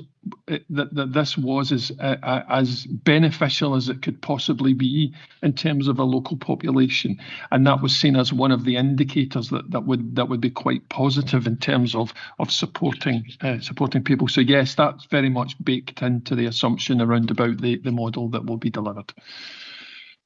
Okay, Councillor Hannah. Thank you, Convener. Can I just clarify, please, what kind of staffing we're talking about? Because I'm conscious that there is a difficulty in recruiting GPs. We have a shortage of GPs. So, and this does seem to be very much geared towards GPs rather than other health professionals. Where we've heard here at the IJB on a regular basis that sometimes it's not the GP that you really need to see. Sure. So how is the model going to deal with that? And how confident are you of being able to recruit within the timescales? Again, through yourself, Chair. Again, thank you very much for that question. It's often said there are not enough GPs, and I think that, you know, we can confidently assert that that's clearly a challenge, but it's not necessarily the case that there are not GPs available. What we do have is a challenge in terms of funding GPs. So practices that are, of course, independent businesses and they receive their various kind of contracted grants, etc., can only recruit the number of GPs they can afford to have based on the funding they receive and the models that they have in place. So there are known to be GPs available. However, and the big however here is that 15 other sites, we would be the 16th, 15 other sites are now trying to put in a similar model. And over and above that, there is the recent announced significant funding for additional capacity in terms of primary care, which would then mean a big recruitment campaign for new GPs. So we might suddenly move quite quickly here between those two things, from having an additional supply of available GPs that we can't afford to bring into place, to having quite a competitive market in relation to securing the GPs who are available because of the additional funding stream. So that of itself will be something that we'll recognise as something of a challenge. In terms of the model, well, we prefaced the model in relation to the original briefing that we received, and that was in relation to a GP walk-in centre. And as we always say, the hint was in the name, that we would have to have that kind of front-loaded by the availability of a GP in every circumstance. Now, when you bear in mind that this is a 12 to 8, 7 days a week, you're going to have quite a number of GPs to cover that. So roughly at the moment, we're saying around about 5 GPs would be required in order to cover the various shifts and always have somebody available on shift. Now, we haven't as yet precisely bolted down the construct in relation to that and whether or not that is a cohort of people directly employed through the NHS and then distributed shift-wise, if you like, over the time that's available to us, or whether or not this is some kind of arrangement with some local GP practices in relation to additional capacity that then reaches into doing this. So there are different options and different permutations there. It's a mixed, intended to be obviously a mixed repertoire of availability. So another key professional group in here is ANPs. So it will not be solely the case that this is GP populated. A lot of the intended on-site triaging will come from our other groups of staff, including our ANPs, and a lot of the input will come from the ANPs. So it's intended to be as much a mixed repertoire of professions as possible. The ANPs? Oh, sorry, beg your pardon. Advanced nurse practitioners. Sorry, that was very careless. So thank you. Apologies. Is there a danger that by recruiting to this, you're actually going to be taking GP capacity away from the GP surgeries in the area? Again, through yourself, Chair. Obviously, and it doesn't just relate to GPs. This has been a question that's been asked a few times, which is, if you are going out now and recruiting something that's new and might sound quite exciting to people, is there a risk that this drains capacity from other and very important services? A&Ps are a good example. So PSIP relies quite heavily on A&Ps. That of itself would, of course, perversely have if there was a reduced number of A&Ps in PSIP, would have an adverse effect on primary care. So whilst we can't offer any assurances that there's not a consequence of a recruitment campaign, in as much as possibly we are trying to take a whole system approach to this to try and ensure that we don't find ourselves in the trap of robbing Peter to pay Paul.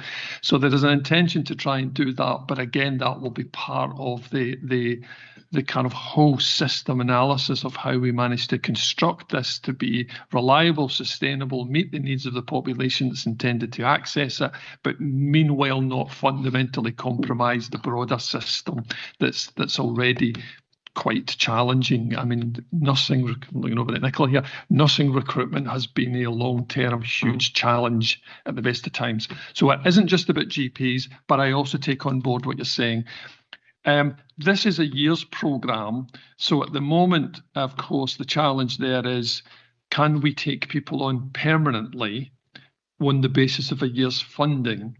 What would be the turnover consequences of that? And in some instances, that's not such a challenge because the turnover is such that you could very easily integrate people into mainstream services.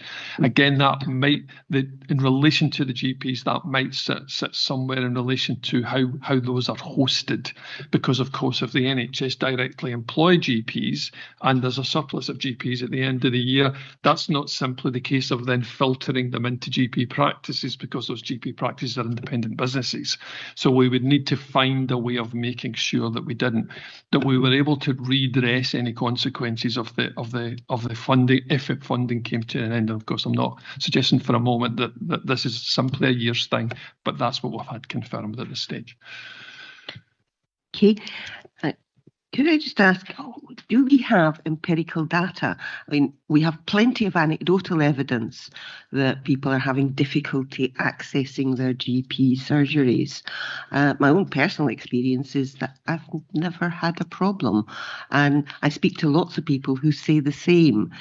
Do we have the empirical data either for the Forth Valley area as a whole, or for the Falkirk area, or for the Sauchie area, about actually how difficult is it for people to access their GP surgery? Sure, if I through yourself, Chair. It's difficult to draw very generalisable conclusions about that. It can rather depend on the area you're describing. So some GP practices, whose either their construct or their existing scale is challenging. So the GP practices are paid per population of registered people, unless of course there are caveats to that, unless of course you're in particularly rural areas in which the population is going to be naturally quite small, and so there's a premium paid on the contract in relation to making that a sustainable model. But if we're talking about Falkirk, for example, which is a fairly urban area, so it will vary depend on the practice themselves in terms of how many GPs they can afford to have and how many are available to at any given moment and how much of a demand there are. So again, there may be a flat fee for every patient, but not every area has an equal number of patients that are likely to require significant amounts of GP time. So some areas and some populations have quite a demand of GP time, can't get all these initials out, and GP time, and other areas less so. And so it varies quite significantly. And I don't think anyone denies that the anecdotal evidence indications around about some practices are absolutely true. But equally, there are plenty of practice for whom that's not such a problem. It's redressing some of the balances here that's the challenge, and one that is quite challenging for us to do. In terms of empirical evidence, there's nothing locally has been created in relation to that. But of course, that's something that we could start to commission, and perhaps this process will assist that. In terms of looking at the outcomes and whether this particular project is actually going to have any positive effect. Yes. You need to know how difficult is it to start off with for Yes. people to get Yeah. access, and how difficult is it when you're Yes. running this project. So the empirical data is really kind of important. Yes. So again, through yourself, Chair. So in relation to this particular site, that was one of the elements that informed the decision to choose that area in terms of the bid, because there was evidence gathered in relation to the challenge there. So that was one of the reasons there. What we do is hope to significantly learn from this experience and not only in terms of the patient satisfaction and impact that it makes, but also in terms of what it says about the overall system, in terms of any kind of prospect of a rollout from this. So that's the kind of thing we're doing. So the Scottish Government have set up a process in relation to an overall research and analysis about the 16 sites.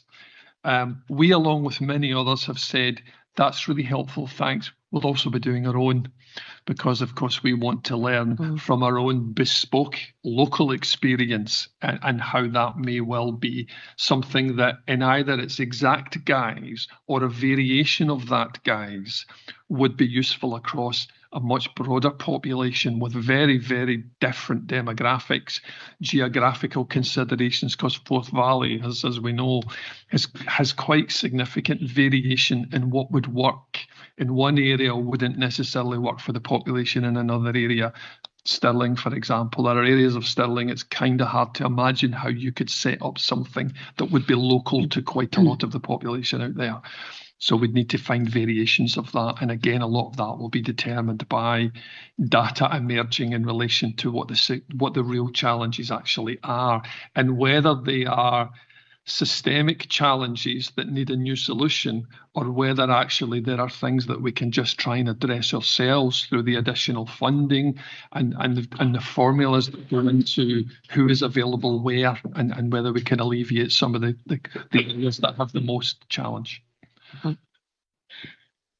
Thank you. The next question is about IT, because one of the issues that's talked about a great deal again is about the kind of rather outdated IT systems that our health service operates with. Do we have any plans for this project in terms of looking at the IT systems? Again, thank you to yourself, Chair. So the system that is in place in relation to out-of-hours services and exists across the country is called Ad Astra, right?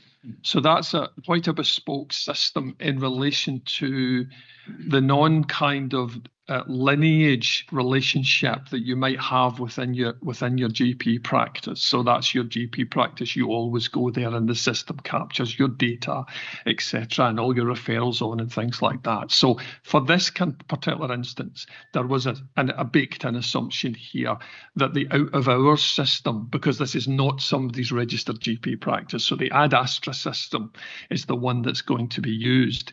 There was recognition that there are limitations on the Ad Astra system because it's limited to each board area, so it doesn't communicate board to board. That was a decision taken some years ago that's now been revisited, because actually as we roll this out and people might travel or be seen cross area and potentially cross board. I mean, we sit in the boundary of so many places that we could get a bit of kind of cultural moving back and forward. The inability to communicate between one board and another then becomes slightly problematic in that respect, which is different from our out-of-hours experience, which is in order to use our out-of-hours, you have to have a relationship with that population. You have to be registered within that area, but this, you just walk up to it. And already Edinburgh's experience is that they are getting people from well outside Edinburgh coming to this, and that may well be just because it's something new and something different. It may be a variety of reasons, but this is something we've got to bake in. So that piece of work is going to be commissioned in order for them to communicate. In the meantime, Edinburgh give every single person who comes through the door a letter to take to their GP. So although the Ad Astra system will deal with the majority of the population and communicate with the GP practice, for those who are out with the area, this will provide some form of safeguard. So yes, the systems do need to evolve in order to accommodate this, and particularly if there was a significant rollout. But in the meantime, that's the system we're going to use. There is, of course, the parallel rollout of the new GP practice system that's coming our way shortly, and that, of course, will give quite a significant new elements of functionality. Okay, and just one final question is the funding. Funding, yes. Is this going to be fully funded? Do we know how much money is going to be coming in, and are we able to talk about it? Again, through yourself, Chair. Well, firstly, I've had it confirmed that we can talk about funding from Scottish Government, because all announcements have now been made, etc. It's actually in your paper, the letter from Scottish Government that indicates the award amount. So the award amount is 4.2 million for Forth Valley. And that, of course, therefore, is meant to incorporate every aspect of every cost incurred. So it's fully funded for the construct that we have put together. There is no immediate funding implication for Forth Valley, us as hosts, or Clacton Stirling as the area that for which the service will be delivered for the 1 year that will be in place. Obviously, there's ongoing discussions about what happens next, and we did, in fact, in our original bid, put in an assumed funding for a wind down, for want of a better expression, beyond the year, but that's not been agreed, because the government is saying, well, we've not said that there's going to be a wind down. What we intend to do here is to try and expand on either this model or the learning we take from models around the country that we may end up evolving into a few different permutations that we will then all roll out. So at the moment, just to confirm, the money is in place. It is fully funded. There is no immediate financial consequences or risk to ourselves, Clacton Stirling, or Forth Valley. Okay, thank you, convener. Okay, thank you. If there's nothing else, then sorry, Stephen. Massive user error with us today. I was trying to come in, and fortunately, most of what I wanted to say has been covered previously. So yeah, in this particular topic, DBI Workforce IT has all been covered. I suppose that my reading of this isn't necessarily about individuals having difficulty accessing GPs, but actually improving our approach and our engagement with our community, and actually accessing perhaps individuals who wouldn't choose to necessarily access GP services in a more traditional way. And I think there's also a societal change now where individuals almost expect to walk up. But my two questions are this. One was the funding. Are we absolutely adamant we can spend that money in relation to into recruitment, and are we confident that? Or if not, maybe you've got an answer to some of your deficit problems, money. But and the second bit of this is, how are we communicating this? So we'll get the 16 pilots across the country. Is our Scottish Government going to be communicating out about what the expectation is, how you access it, or is there an expectation that we have to do some local communications in relation to this? Thank you. Again, through yourself, Chair, a couple of good questions there. First, I can absolutely say that the money is ring-fenced for this initiative.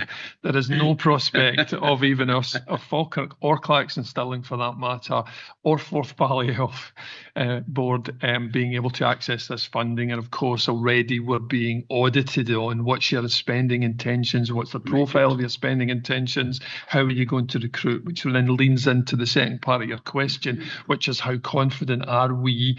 Our confidence is not that we cannot put something in place with a good fair wind at our back, but as I've already alluded to, a lot of that will be determined by how quickly we can do that.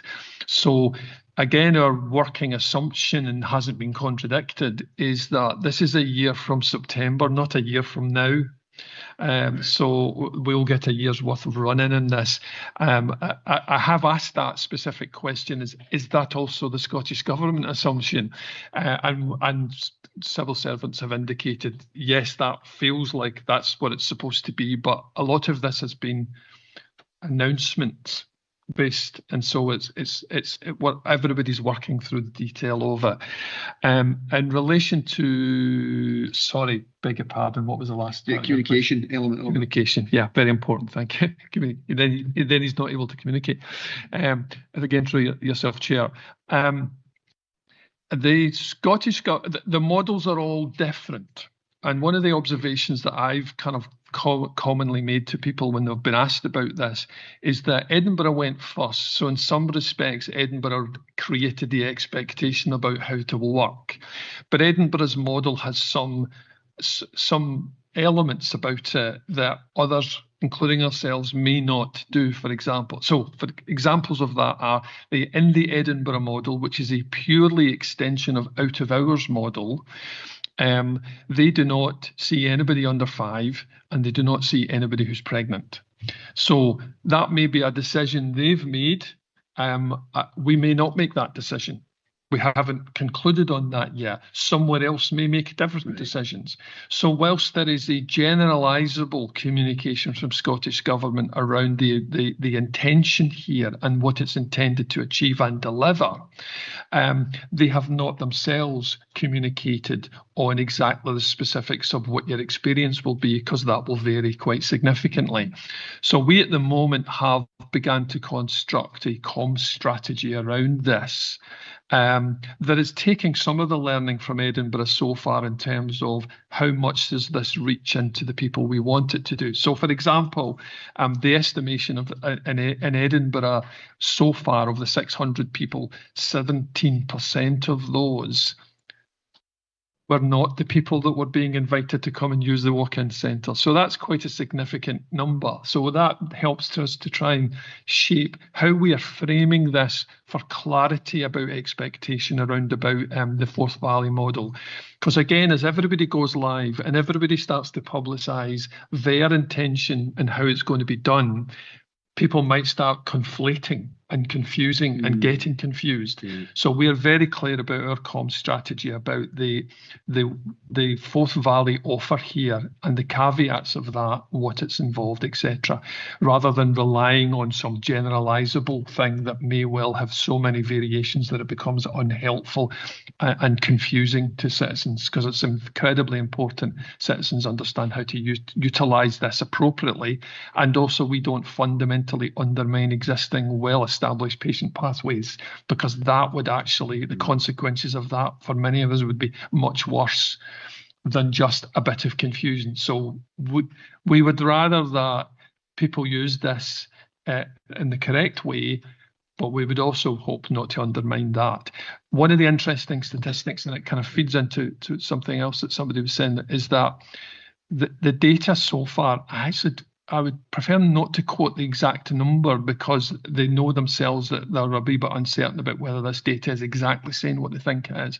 But a very high number of people who have come through Edinburgh so far in the survey have indicated that if this hadn't been available to them, they wouldn't have gone anywhere else, which is quite interesting. It needs unpacking, but it might mean something about people who feel either not registered, because there was a number of people indicated that was the case, or didn't feel that they were able to engage with their general practice, or the waiting list times would have been too long, or they were unsure about existing patient pathways such as the pharmacist, such as your optician, etc. So that needs a bit of unpacking, but I think it's very interesting that we maybe get quite an interesting population coming through the door here that isn't necessarily just the classic, couldn't get an appointment this morning, so I've come here instead, or I otherwise would have got an appointment. Because if my colleagues were here with me, my GP colleagues were here, they would say that, generally speaking, the triage that goes on, they try to prioritise people who need to be seen that day by their GP. Right. Yeah, I mean that local communication piece is going to be very important, and it's interesting that the sort of public case that's been made has been around getting away from that 8 a.m. rush at GPs. Yet if the evidence is we're actually seeing people who wouldn't have been at the GPs anyway, then that's something different. But I guess that remains to be seen. I think we know there have been issues anyway with some of the complexity of the system, and people going to A&E or minor injuries, or the many other variations there are and options. So I think we do need to be very clear that we're giving the right information out so that people can make informed decisions about where they should best to be seen, best for them, not necessarily best for the system. Okay, I'm going to take us to the recommendations. We've had a good go at that. So the recommendations are to note the decision taken under delegated authority to provide retrospective approval for the establishment of the 1-year test of change in line with the arrangements noted, to seek updates once it goes live so that we know exactly what the answers to some of these questions that we're postulating are, and to authorise the Chief Officer to issue the direction to NHS Forth Valley. Is that agreed? Okay, thanks very much, and thanks for that report, Tom. Item 9 then is shifting the balance of care business case. Caroline. Thank you, Chair. This report provides an overview of the discharge to assess model that has been operating since June 2025 and sets out the case for securing funding to embed the approach as business as usual during 26-27. The background can be found in 4.1 to 4.14 in the paper and outlines the system pressures we continue to face with increased frailty, rising demand, workforce constraints, longer lengths of stay and high levels of delayed discharge. In response, the shifting the balance of care discharge to assess model was introduced on the 2nd of June 2025, enabling people who no longer require acute care to return home with up to 21 days of wraparound support. Assessment and rehabilitation takes place at home, aligning with the National Discharge Without Delay programme and reflecting learning taken from Tayside. The model was particularly targeted at patients expected to move into long-term care, offering a pathway that supports the Home First principles and promotes better outcomes. Moving on to the key findings and impact in the assessment section, starting at 4.15 of the report. This highlights the significant improvements observed, which include timelier discharges and fewer delays, sustained reduction in standard delays, shorter hospital stays for older adults, more streamlined multidisciplinary team working, stronger system flow within the acute site, and importantly, around 60% of people initially anticipated to require long-term care were supported to remain at home instead. The evaluation report in Appendix 2 further outlines these benefits for patients in the wider system. 2 charts in this section illustrate the trend. Length of stay, Falkirk's average length of stay fell from 6 days to 5.1 days after implementation, a faster rate of improvement than that shown in Clackmannanshire and Stirling. Standard delays, levels have stabilised around 35, performance not seen since 2023, and this improvement is not mirrored in the neighbouring health and social care partnership supporting the impact of the shift in the balance of care model. The evaluation report, as I said, is outlined in Appendix 2, and it's there for consideration to support the business case. Moving on to the business case and options appraisal outlined in Appendix 1 and referenced in the report. The business case and options appraisal overview considers 2 options. First, embedding the shift in the balance of care model permanently, or secondly, to revert back to the previous operating model. The business case concludes that the model should be mainstreamed, noting the demonstrable and sustained benefits to patient experience, outcomes and system efficiency. The implications are considered in Section 6 of the report. The finance subsection from 6.1 to 6.5 sets out the proposal for initial a request for a non-recurring transfer of 2.027 million from NHS Forth Valley to Falkirk HSCP for 26-27. This funding is equivalent to the cost of operating the previously unfunded acute ward and represents considerable better value compared with people remaining in hospital unnecessarily. Recurring funding is expected to be considered later as part of the fully developed urgent and unscheduled care programme. Sections, the workforce and risks and other implications are considered from 6.6 onwards. Within the wider implication sections, areas to highlight are workforce. The model has implications for our MEC service, REACH, care at home and allied health professional services, linking closely with the ongoing care at home remodelling. Risk not embedding this approach would lead to increased long-term care admissions, more delayed discharge, more delayed transfers of care and impact adversely on system pressures. Engagement, extensive engagement is taking place, including questionnaires, verbal feedback and PDSA cycles with World Cafe workshops to support feedback. In terms of the Equality and Poverty Impacts Assessment in Appendix 3, it identifies continuation of the model would have a positive impact, particularly for older adults who benefit from assessment and rehabilitation at home. To recap, the executive summary at Section 1, the shift in the balance of care test of change has reduced admissions and length of stay, improved discharge processes, strengthened multidisciplinary working, demonstrated efficiency, affordability and better outcomes, supported a cultural shift towards home first principles, contributed to the sustained improvements in delayed discharge performance and aligns with the wider urgent and unscheduled care programme. I'm happy to take any questions, Chair. Thanks, Caroline. Yeah, I mean, it's an excellent report that does show up the clear benefits of the project. I mean, I've said from the start, this kind of transfer of resources is exactly what integration of health and social care was supposed to be about from the start, and it's great to see that we're actually getting to doing some of it now. Can I open it up for questions, comments from members? Alison? Thank you. And again, fully supportive and would echo those comments. So the first question is really about the time period from the pilot to where we are now. And looking at what's in the report, it looks like we have seen a continuation of the same type of results. So I just wanted to confirm that that is the case and we've continued to see the benefits.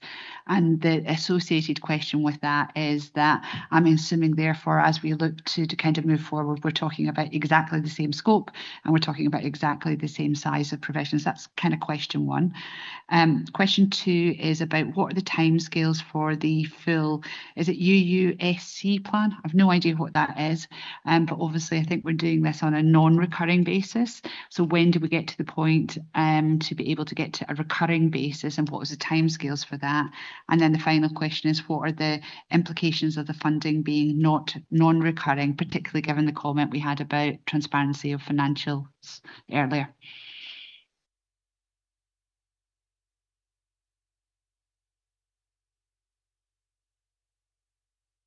So if I maybe take the first question, yeah.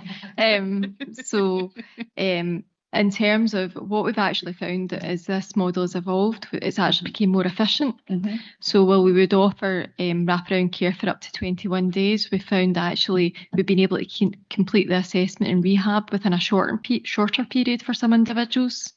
So actually there's scope, I think, to continue to refine that and make the model more efficient. And part of what we're exploring is our own internal care at home service. Mm-hmm. Actually delivering that wraparound support, so that we've already put plans in place for that to be able to take on in the event that obviously the transfer of money is approved at the NHS board, that our internal care at home service would be in a position to take this on from the 1st of April.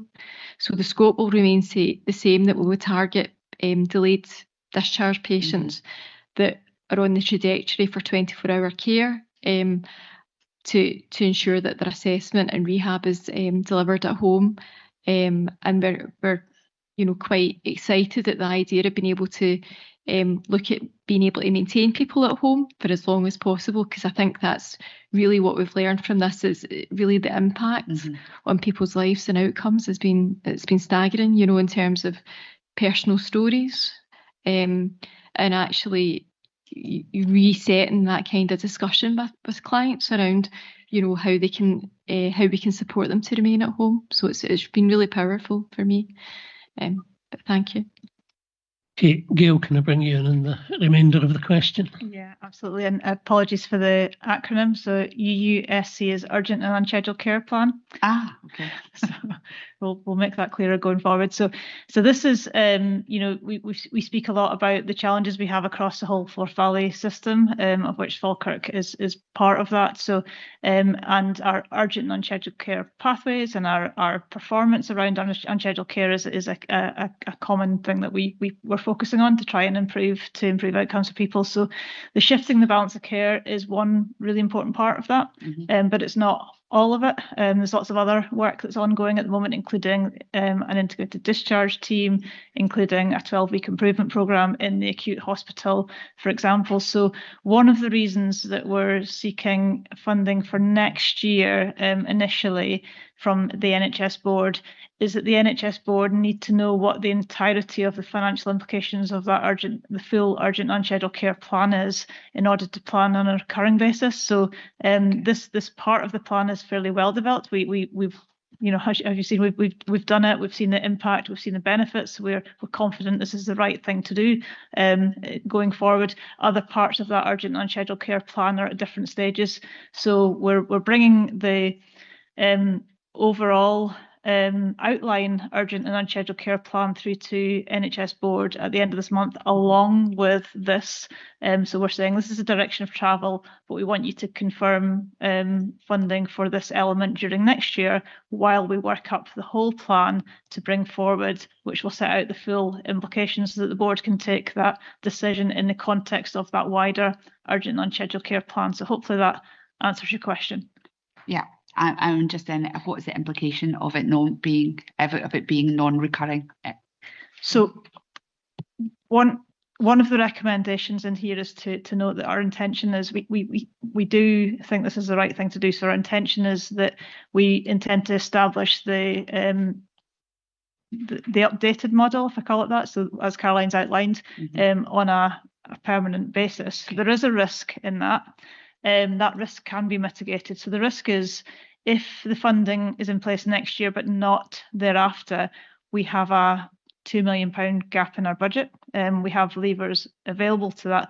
The implications of that might be that we have to reduce care at home packages. We might need to reduce how quickly we can get people home from hospital when they're ready to come home. So we might expect to see declines in performance around delayed discharge. So the improvements that we've seen and we've evidenced, we probably wouldn't be confident they would be sustained if that funding was not recurring. So there is a risk, but hopefully the evidence we have, we need to bring that back as part of that overall plan so the NHS Forth Valley Board can make that decision in that overall context. Though. Okay, really helpful. Thank you. Okay, Sharon and then Councillor Hannah. Thank you, Chair. The shifting balance of care, carer feedback on it has been quite mixed, but a lot of positive feedback from it. But the main issue that has been coming up time and time again has been the feedback loop, whether to feedback negatively or positively, and again, complaint procedure.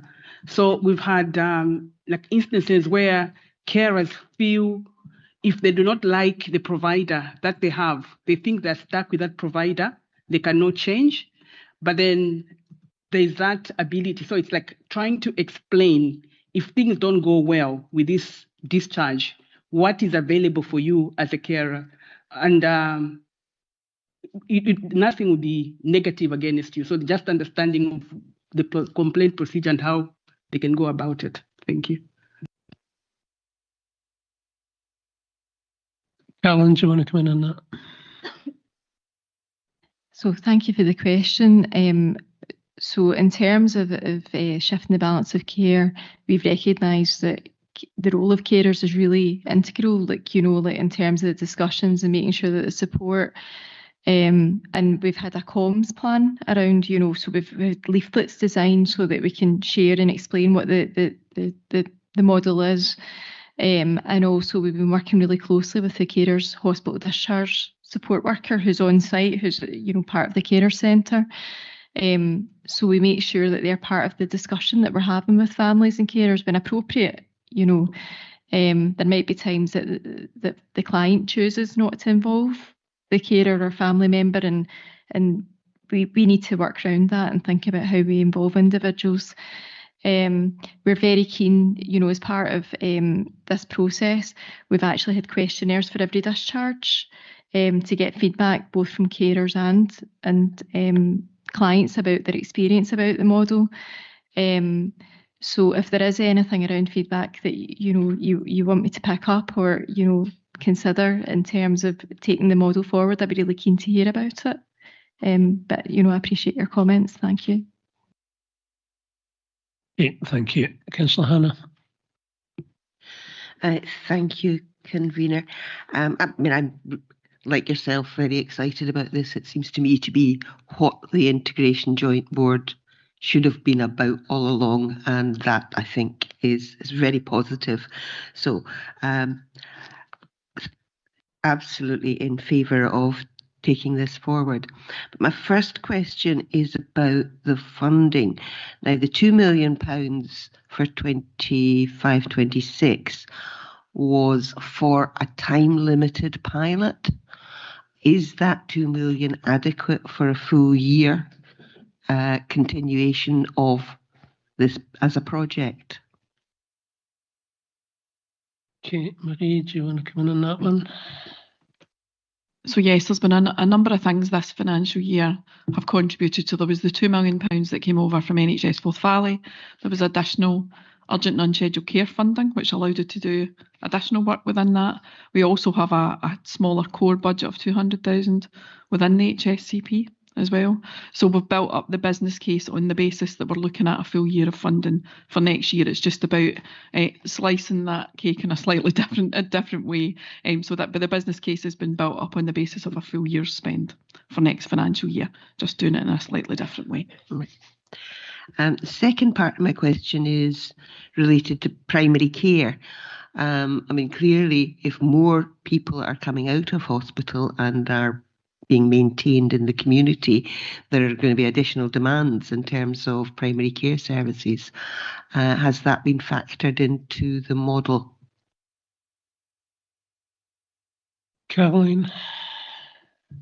Thank you, Chair. Thank you for the question. In terms of when we were, so we took like an approach to take learning on a weekly basis around this model. And part of that was about monitoring the impact in primary care. So the contacts, not just with primary care, but also looking at the contacts with NHS 24, if there was readmissions or other contacts. So that's part of the data that we've been collecting. And as a result of that, in the new model, we're proposing an enhanced GP service that for everyone that's discharged through shifting the balance of care, there'll be an assessment from a GP. So we're being proactive around that. So that's costed and part of the new model going forward. Thank you.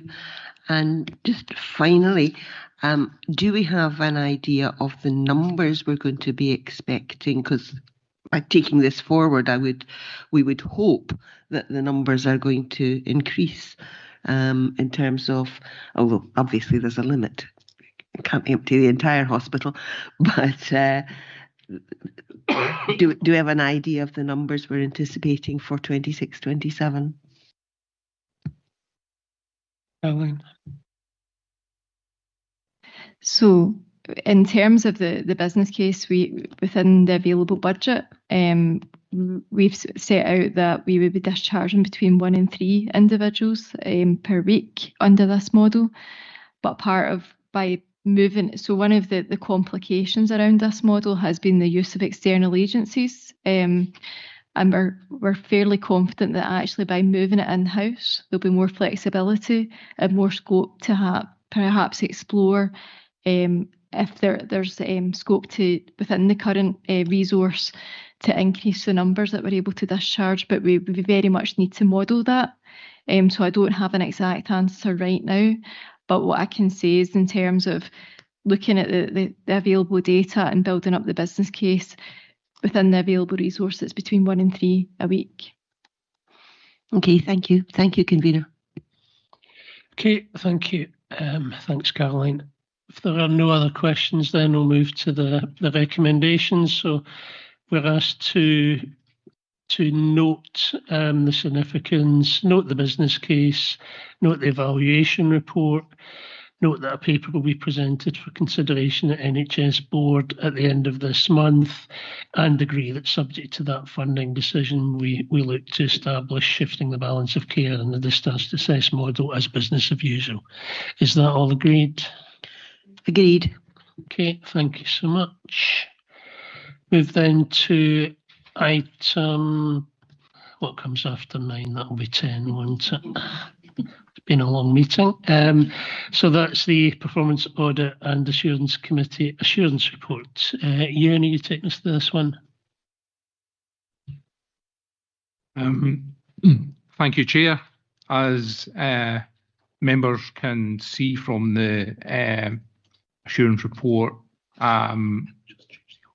Appendix 1 pack had a really full and detailed discussion around a wide range of matters, some of which have already been referred to during today's business. Appendix 1 details the items that the PAC Committee have requested be highlighted to the IGB, including the annual audit report.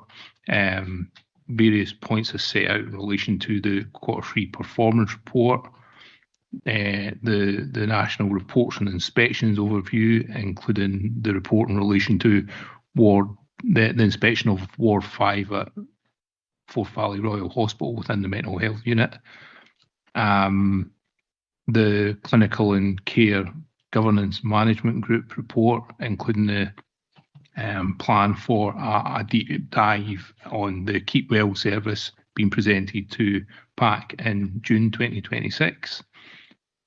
In relation to the integrated inspection of care at home services, the approach, activity, key strengths, priority areas for improvement, effectiveness of care planning, alignment to national health and wellbeing outcomes, evaluation, next steps were highlighted and to be drawn to the IGB's attention. And we had a really detailed presentation, deep dive on delayed discharges. Again, some of that reflective of the matter of business just considered in terms of shifting the balance of care, but also some discussion on wider issues, including the complexities around adults with incapacity and the need to continue to support and increase awareness around things like power of attorney, and link both our local approaches with national approaches in terms of comms and media attention to that. The IGB are asked to note the assurance report following the PAC Committee, and that PAC were assured in terms of the matters presented to them. Thank you. Thanks, Ewan. Anything to add as Chair, Councillor Hannah? Thank you, Convener. Just a couple of points I would like to just emphasise in relation to the A&E performance and in terms of targets. Dr. David Heron had some very good examples to use, which were then covered later in the media in terms of the problems that there are with A&E, and I think it would be worthwhile for people to have a look at that, because there are kind of fairly significant concerns about the delays there. The other thing that I would just like to emphasise is the importance of increasing awareness of power of attorney. I think that was a matter that we had some considerable discussion about, and I think it might be worth the Health and Social Care Partnership actually looking into the ways in which we can get greater understanding of that spread. I know that the Carer Centre, for example, have had people coming in and talking to them, and it's very valuable, and it's something that we need to spread, and there was discussion about putting it on the website as well. Yeah, definitely agree on that point. Thank you. Any further comments or questions? Councillor Colley. Sorry, just if you'll indulge me in a comment that there is a UK-wide Power of Attorney Day on the 22nd of April, and there's a range of resources available to support people. Okay, that's good to know. So can we look then at how we can integrate that into some of our own communications? Thank you. Okay, the recommendation, as Ewan said, is to note the report and note that the PAC committee was duly assured by the business that it conducted. We're happy to approve that. Okay, I'm going to change the agenda slightly now and take the additional item, which is numbered 13, simply because the final item is one that we have to take because it's a commercial issue. We have to take that in private, and it doesn't seem sensible to me to move into private and then move back to public. So let's take item 13, the Chief Officer Recruitment Report now, and I think you're going to introduce on, Ewan. Thank you, Chair, and my thanks to Chair and Vice Chair for allowing the late item of business, though I'm sure it's a night of business the board maybe wouldn't come forward. However, now that Gail has intimated her resignation from post and we have a timescale for that, there's a need to consider the recruitment process, and given how fast time moves on, we need to do that at pace. The paper sets out the proposed process for that. I also thought that the obvious question potentially coming from the board would be around whether there would be a need for an interim arrangement, what the process would be around that. So that's in itself set out at section 4.6 of the report. So the Integration Joint Board is asked to approve the recruitment and appointment of a permanent chief officer for the IGB, agree to establish an IGB appointments committee, agree to appoint the IGB chair as chair of the IGB appointments committee, and if I may, I'm going to suggest a slight amendment to the third element of the recommendation at section 2.2, and my suggestion is to delegate to the Chief Officer in consultation with the Chief Executive's Chair and Vice Chair to agree the membership of the appointment committee, rather than us awkwardly try and decide that within the meeting. Thank you, Chair. Happy to take any questions. Yeah, I think that's a sensible way to do it, Gail, Ewan. So I think, yes, we did look into this matter and were told that we had no choice but to accept Gail's resignation, much as we didn't want to. No, seriously, congratulations on the new post, and you will be very much missed. Have to get that formally onto the minute before we consider the paper. Are there any questions or comments on the proposal and the recommendation as amended? Councillor Hannah. I would just say I'm also very disappointed that Gail is leaving us. She has done an excellent job during her time as Chief Officer, and I think there's quite a lot of disappointment around this room, but wishing Gail all the best in her new job. Other than that, I think delegating the authority makes sense. Trying to set up a committee from a board doesn't seem to me, in public, doesn't seem to me to be a very sensible way forward.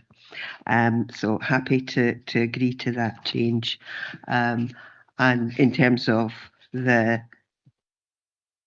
any interim arrangements, I think we would need to wait until we know what the timing is before we actually were to discuss whether there is some interim arrangement required. Absolutely, yes. I mean, there is a legal responsibility on us to have a chief officer. So we would need to go through the process and see how the timing is and whether or not we need to make an interim arrangement. Okay, if there's no other points, can I ask then that we approve the recommendation as amended? Okay, thank you so much. So I now have asked that we go into closed session to take item 12, which is the commissioning and contract monitoring report. As it is a contracts report, there is kind of commercial information in there, so we do take that in confidential session. So can we just have a 2-minute break and we'll come back and do the final item.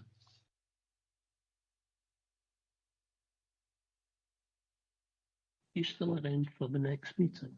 Not next item. No.